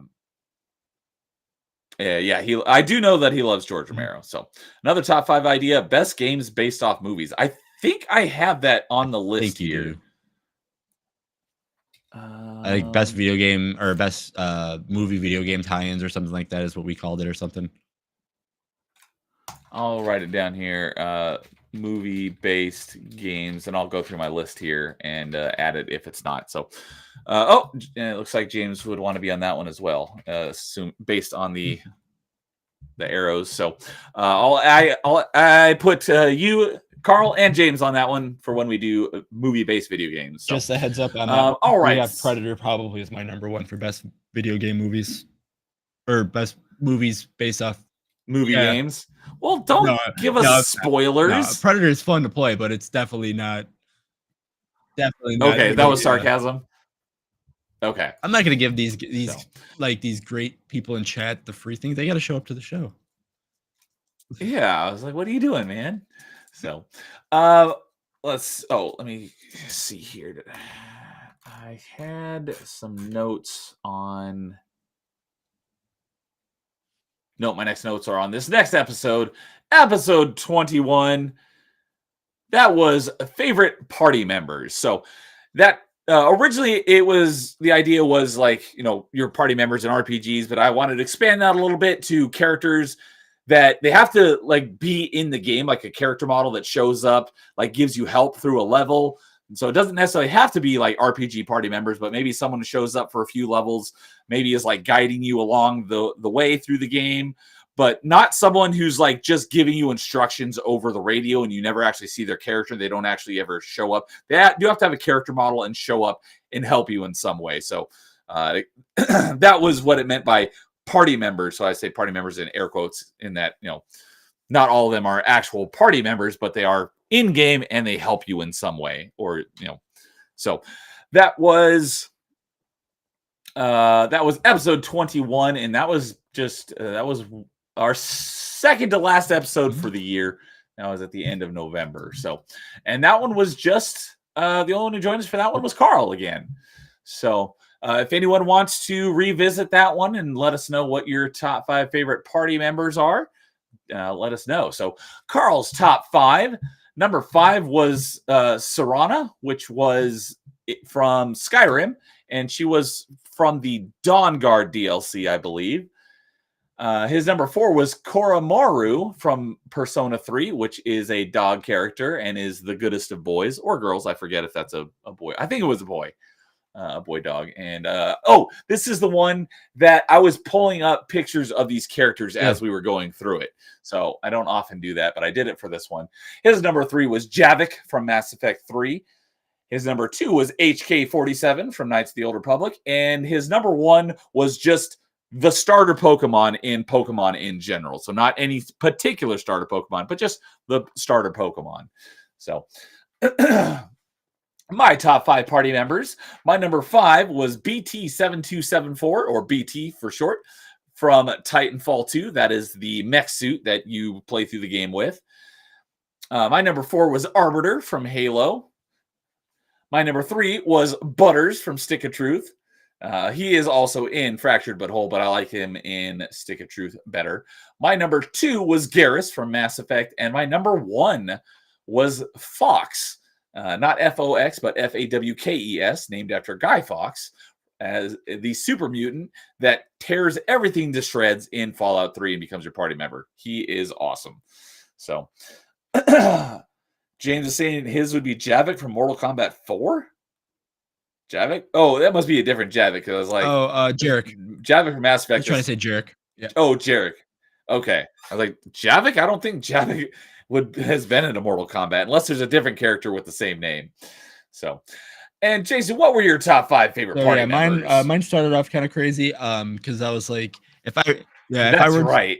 This was a if I were wild to one. play as this team, usually I don't play as the Utah Jazz, but I usually play as Stockton. So Karl Malone was my number 5 because he From NBA Jam Tournament Edition. So yeah, because he had one of the best stats, but in Jam you need to shoot threes, and obviously you need that. So yeah, Captain Commando was my number 4 from Marvel vs. Capcom 2.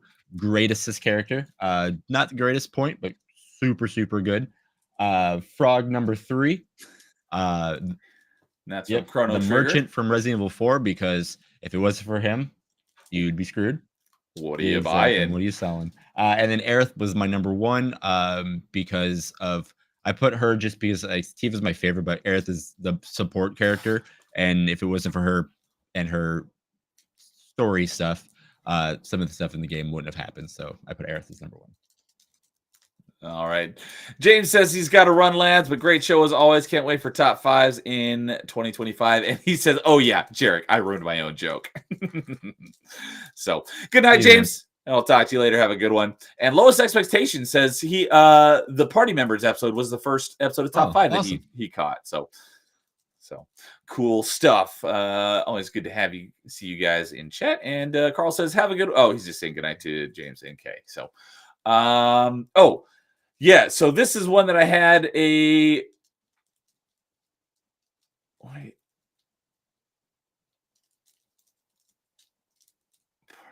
Oh, that's on the next one. So, but I did have a note that I wrote down on for this one. Huge shout out to Nerdporial Lifeform. He dropped in on this stream and dropped a $50 tip. Right. So, yeah, shout out to Nerdporial again for blessing us with an early Christmas present. So, I don't think you're here, dude, but I appreciate it. Always appreciate your support. So, thanks again to Nerdporial. So, Carl says, after Final Fantasy VII, I would have put Yuffie in my list now. Okay. He's super busted in the new game, and she's a pretty good character. So yeah, I can see that. So, all right. Oh, darn! James is leaving. In our last episode of Top 5 for the year, James was on the panel, and that was Top 5 PS1 games, and it was too perfect because when in early November, Jason and I were talking about what the next few episodes of Top 5 were going to be, and Jason's like, I want to do a Top 5 PS1 games because the anniversary of the PS1 is in December at some point. So we went and looked it up, and the anniversary, it was the 30th anniversary of the PS1 was on December 3rd last year. And we looked it up. December 3rd was on a Tuesday, and we were already going to have a top 5 that day. So it's like it was meant to be. And James on a Steam roulette, he had just done like a PS1 roulette, and he was just talking about how much he did that a couple weeks later in November. But James had a PS1 roulette, and he was talking about how much he loved the PS1, and it was like one of his favorite things from his childhood. So I was like, James, you got to be on top 5 PS1 games. So James was on this panel, as was Dude, and then of course the two of us. And Dude already took off over on Rumble a little while ago. But so for anyone who didn't catch that one, I've never owned a PlayStation in my life. I can count on one hand the amount of times I've even played a PlayStation. I played a PS1 once. I played a PS2 twice. I played a PS3 once, and I've never played a PS4 or PS5. So it's like, how do I come up with the top 5 PS1 games when I've barely ever even played PS1, much less any PlayStation. And so for me, I made a list of top 5 games that I had played that were also on PS1. I just played them on another platform because I never really played PS1. So that's how I was able to come up with a list of top 5 games on PS1. I just didn't play them on PS1. So for anyone who's like, what? That's a terrible list. Well, that's why. So since we're talking about it, I'll just go ahead and go over mine first. So my number 5 was Metal Slug X. And that is also because I played that somewhat recently because it was on Game Pass not that long ago. It left Game Pass. But I went and I got all the achievements in it on both the Xbox and the Windows version before it left Game Pass. And the Metal Slug games are just a real fun shoot 'em up. My number 4 was Castlevania Symphony of the Night.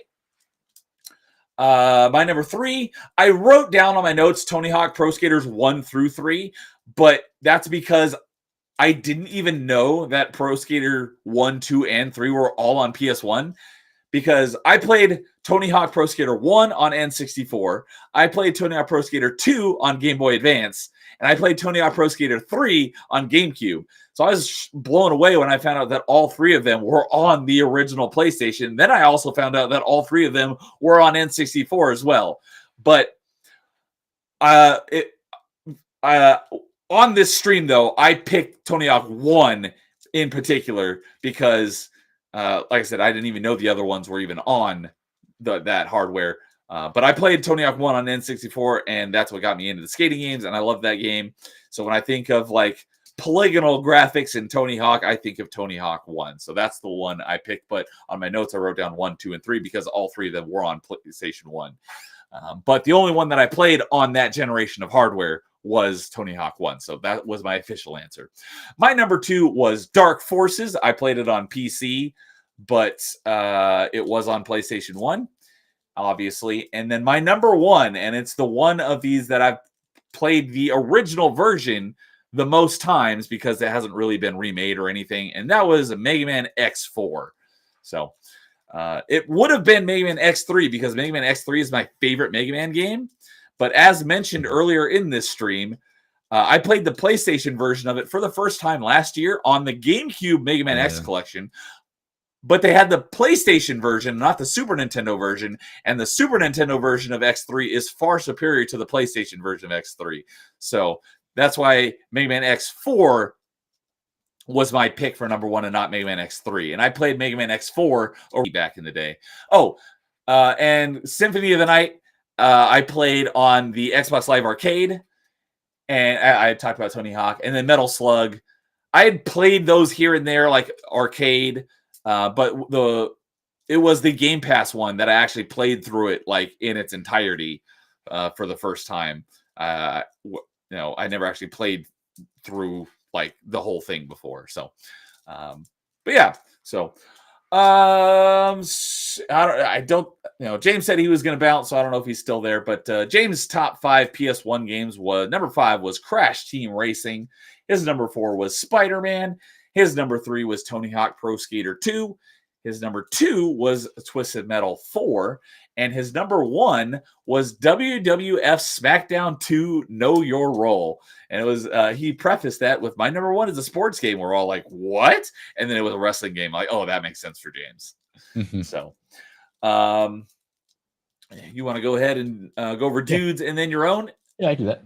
So yeah, dude put a trash game for number 5 at Medieval.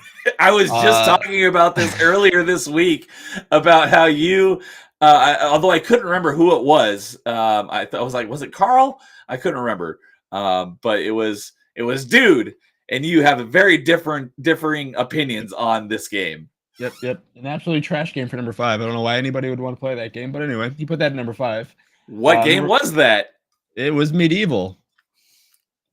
Anyway, Tony Hawk's Pro You don't 2. love what's his name? Something Montesquieu? Yeah, something like that. Sir Skeleton that can't jump from a platform to a platform without drowning. How does he drown? He doesn't have any lungs. There you go. See, that's why. Yeah. Anyway, he does pick it up after that. He puts Tony Hawk's Pro Skater at number 4, Spyro number 2. That was Tony Hawk 2. Yep, Tony Hawk Pro Skater 2. Yep. Spyro 2 at number 3, Final Fantasy 7 number 2, and Symphony of the Night at number 1. So makes up for it at the bottom 4, I will say. Or And the then top 4. yes, bottom 4. What I said, yes, yeah. Checks and balances. Anyway, for me, I had Tony Hawk's Pro Skater at Tony Hawk's Pro Skater 2 at number 5, Metal Gear Solid at number 4, Mr. Parappa back there at number 3, Resident Evil 2 and Final Fantasy 7 were going to be 1 and 2, and that was so hard for me to. This is what I was talking about earlier, when you couldn't rank your children, essentially. You're like, all right, I got to consider one like my favorite movie and the other like my favorite show. Yeah. And the one that you compared them to, I thought it would actually make more sense to flip them, because I think you said my favorite movie would be Final Fantasy, my favorite show would be Resident Evil. I was it would make more sense, in my opinion, to say your favorite movie is Resident Evil and your favorite show is Final Fantasy. But that's just me. No, the reason why I do it the opposite is because Final Fantasy 7 takes longer for me to beat. So, and it takes me longer to watch a movie, where Resident Evil 2 is that's why I was like, I think it's the opposite, but you're just talking about a single episode. Like, it takes a lot longer to watch a season of a show than it takes to watch a movie. I guess that's true. That's why I was thinking like the show is the longer one and the movie is the shorter one. That's a good point, actually. But if you're comparing an episode of a show to a movie, then what you were saying definitely makes sense. But I was thinking about it in length of like a whole season. That makes sense. I got you now. That makes sense. But yeah, Resident Evil 2 I put as number 2, and then Final Fantasy 7 I put as number 1. So yeah, that was tough for me to actually have to put a number 1 and 2 next to those, to the left of those. It was really tough for me. Oh, and Carl is saying Sir Francis Fortescue. Thank you. So, and then Lois says his favorite PS1 games are Xenogears, Brave Fencer Musashi. Never even heard of that one. And Symphony of the Night are my PS1 top picks. Haven't played much else. So, pretty good ones. And so where did that leave our PS1 rankings? So yeah, the last episode of season 1, our 5 was SmackDown 2, Mega Man X4, Symphony of the Night, Final Fantasy 7, and number 1 was Tony Hawk Pro Skater 2. I was the only one who didn't have 2. I had number 1. Everyone else had 2. So, but that made sense for it being at number 1, because everyone mentioned it. We talked on that episode. We talked a ton about Tony Hawk. So I think that one was almost 5 hours. That was one of our longer ones, but that was it wasn't in the 5-hour mark yet. But that was a fun one. Even though like I said, I've not really played any PlayStation 1 games, that was still a blast. So, but yeah, that wrapped it up for our first year of top 5. And then, this episode 23 that we're on right now is our first one of top of 2025. So we got some fun stuff. I've got a huge list of topics. We're going to keep going, and it's going to be a fun year of more top 5. So anything else you want to talk about on PS1s before we kind of wrap it up here? No, I think that was a great way to start a season with something that you were extremely knowledgeable on and everything like that, and then ended on something that I knew a lot more and I had a little bit things. So I didn't even think about that. That's a good bookend. Where the first episode was Metroidvania, which is my area of expertise, and then the last episode was PS1 games, which is you have quite an area of expertise on. So yeah, I thought that was a kind of a good way, and how everything kind of filtered in between. I had a great time with the seasons, the episodes on each, everything like that. So I mean, yeah, it was a lot of fun, and a great, like I said, great way to end the whole entire season for season 1. So, and Carl's saying, so when do I get to be the official third chair, since you've been on probably like half the episodes? But yeah, for those of you guys who are still out there, like we said, this is the first and only top 5 we've done where it's just been the 2 of us. Yeah. So this show is all about getting you guys on and having topics and hearing your guys' top 5. So if there's any topics that you've heard tonight that you want to revisit, let us know. If there's any topics you have to suggest, let us know. Even if, you just want to be on an episode and you don't even have a topic to suggest, let us know. And this is all about getting you guys on and having a fun time ranking our top 5, whatever. Obviously, there's a heavy focus on video games. It doesn't have to be. We've had a few video game ranking streams, or sorry, movie ranking streams. There was a WrestleMania ranking stream. I know we haven't done it yet, but Jason said he wants to do some like music ranking streams, and he's got some other ones. So we have our next episode, which is in 2 weeks from tonight, planned. We'll talk about that in just a minute. But other than that, we don't have any others planned for the rest of the year. Other than I did talk to Jason about this. I don't know when it's going to be, but I've already reached out to a few people. I want to do it this year because I'm still making my way through it. I'm almost done. But right there, I'm absolutely going to be doing a ranking stream of top 5 favorite Stargate SG-1 episodes. So I've reached out to a few people who are well versed in SG-1. Jason's welcome to join. I don't know if he wants to since he's seen a few episodes, but I don't think he's seen it in its entirety. I think I said I'd join just to moderate. I won't be there. I'll just be like, go ahead, and I'll just be there just as a chair, just to kind of be like, kind of show my face and deal with you in the chat and all that kind of stuff. So at some point this year, there will be a top 5 Stargate SG-1 episodes. Don't know when that's going to be yet, but I'm very much looking forward to that. I'm currently about halfway through season 8. So I've got about 2.5 seasons left because there are 10 seasons. But it's slowed down for me because at the beginning of season 8 of SG-1 is also when Stargate Atlantis started, and they do intertwine. So now instead of just watching a whole season, I'm going back and forth between SG-1 episodes and Stargate Atlantis episodes. So it's going to take me a little bit longer to get through these last 2.5 seasons. But once I'm done with rewatching SG-1 in its entirety, I'll reach out to the people. I've reached out to a few people, and they're like, "Yeah, I'm in." So then we'll get a date on the calendar. And anyone who is out there who is well versed in SG-1, let me know. You're welcome to be on that one as well. So, but yeah, with that, as mentioned, we got our next episode planned. And what is our next episode about, Jason? Yes. So in 2 weeks, we're gonna do kind of like our game of the year kind of thing, but it doesn't have to be out in 2004. So what we were saying is 2024. That's what I said. 20 years ago. Yeah. No, it's not almost midnight in my area. No, anyway, as Paul mentioned earlier, we very well may do like top 5 games of a specific year. That's definitely on the table. But yeah, we're going to be doing top 5 2024 games, but not necessarily games that came out in 2024. Right. It's got to be like kind of like not a like, almost like a new game that you played in 2024. So it can't be like, for me, Resident Evil 2 is my favorite game of all time. I can't be like, oh, I've played that 100 times. It's my game of 2024. It's got to be. I played Mega Man X3 3 times this year. In 2024, and it's my favorite Mega Man game. So that would not be an eligible game because I've beaten that game like dozens of times. It has to be something that it could have came out in 2024. Absolutely, if it came out in 2024, it's absolutely eligible. But if it's a game that didn't come out in 2024, it has to be something you either played for the first time or something you're revisiting for the first time because of maybe like a DLC or an expansion or something that came out and you're returning to it for the first time in a long time. So that will be the next episode of Top 5 in 2 weeks from tonight. So if that sounds good to anyone, let us know, because I don't think we have anyone planned for that one yet, unless I am wrong. Well, we do, because Lowest Expectations. Yeah, we have one mentioned right just like an hour ago. He's like, "Hey, I want to be on that one." So, Lowest, I've got you written down for that one, but you're the only one so far.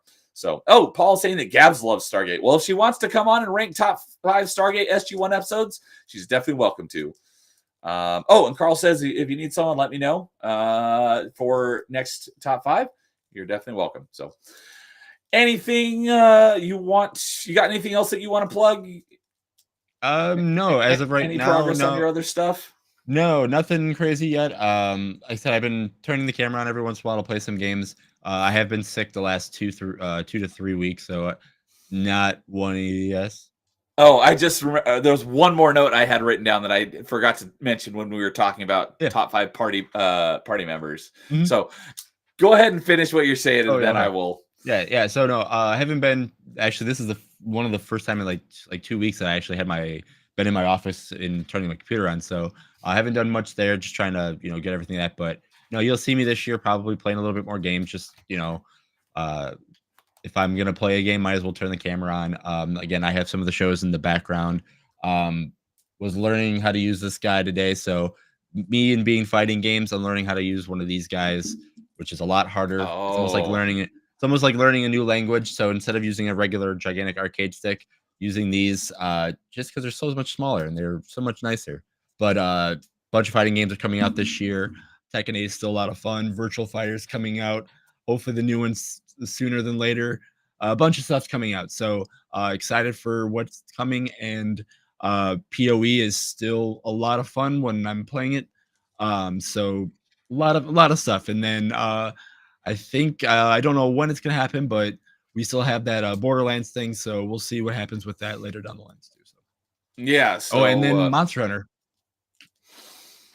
yeah, Carl's going to try to get me into Monster Hunter when that comes out. But Jason and was it Carl? We were talking about Yes. doing Borderlands and playing through at least Borderlands 3. But I thought it'd be fun to do the whole trilogy. So I picked it up. So I was planning on we would start that after Dude and I are done with Dude Souls. But whenever. So we that may be coming soon. So Paul's saying Path of Exile. So but yeah, so the one thing, my last note here that I wrote down for something I wanted to mention on top 5 PS1 games, it was freaking hilarious because we're talking about Final Fantasy because shoot, I already moved it. That was Jason's number 1 pick. And they're talking about some of the other ones in that game. And in Final Fantasy VII, James was simping for Jessie a little bit. And someone in chat mentioned, canonically, she's only like 17. And so this was all going on in chat while someone else was talking. I think Jason was talking at this point. I might have been. Yeah, I think I was. And so James is like, yeah, like ignore me, and we're all like, just like you can see me. I'm just like laughing silently because just paying attention to the chat because he has the joking stereotype of liking some girls that may not have reached the age. And so it was funny that he said that, and then it just played into his the stereotype. So that was another thing that was really funny because it wasn't actually really happening on screen; it was happening in the chat, and that was just really hilarious. So that's probably why James had to leave already because he didn't want to be reminded of that. Yep. So, but yeah, all right. Well, I thought this was going to be. Well, we didn't really have a plan for this. No, we kind of just went with the flow because when we were talking earlier today, I was like, "Are we ranking things? Or are we just kind of talking about stuff?" He's like, "We're just going to talk about stuff where we're both like, all right, probably not going to be very long." And then we got on stream, and I was like, "Let's just go through each episode." And now it's almost, we're coming up on 4 hours, so it's a lot longer than either of us I think were thinking it was going to be. Oh yeah, but it was great. You're going back and recounting the stories of year 1 of top 5. So, all right. So yeah, if anyone isn't subbed to Jason's channel, go sub to Jason. It is in the stream description, or at least it should be. Or double check. I know it's usually about 20%. If you're on my channel, go to Nerd Neos and subscribe on his. So whatever channel you're on, go follow both of us because you can watch top 5 either way. Chat works same way, both things too, so we can get you and everything like that. And obviously Neo has a little bit more stuff because he does a little more after I do, so his is the most main hub. But yeah, just follow either one of us, follow both of us, doesn't matter, doesn't hurt to hit that subscribe button. And then yeah, so yes, if you aren't subbed to Jason's channel, the link is in the stream description. So Paul saying, great show guys, looking forward to another year. And yeah, Carl saying, just waiting for my homies. So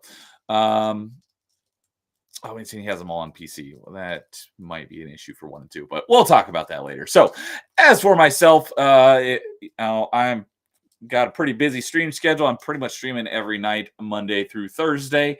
Last night was Mass Effect Monday, and only one of the 3 people who were signed up showed up, and then we couldn't get in a game together because the game was refusing to let us be in a lobby together. And the game crashed on me like 4 or 5 times. So it was a bit of a bust on the Mass Effect side of things.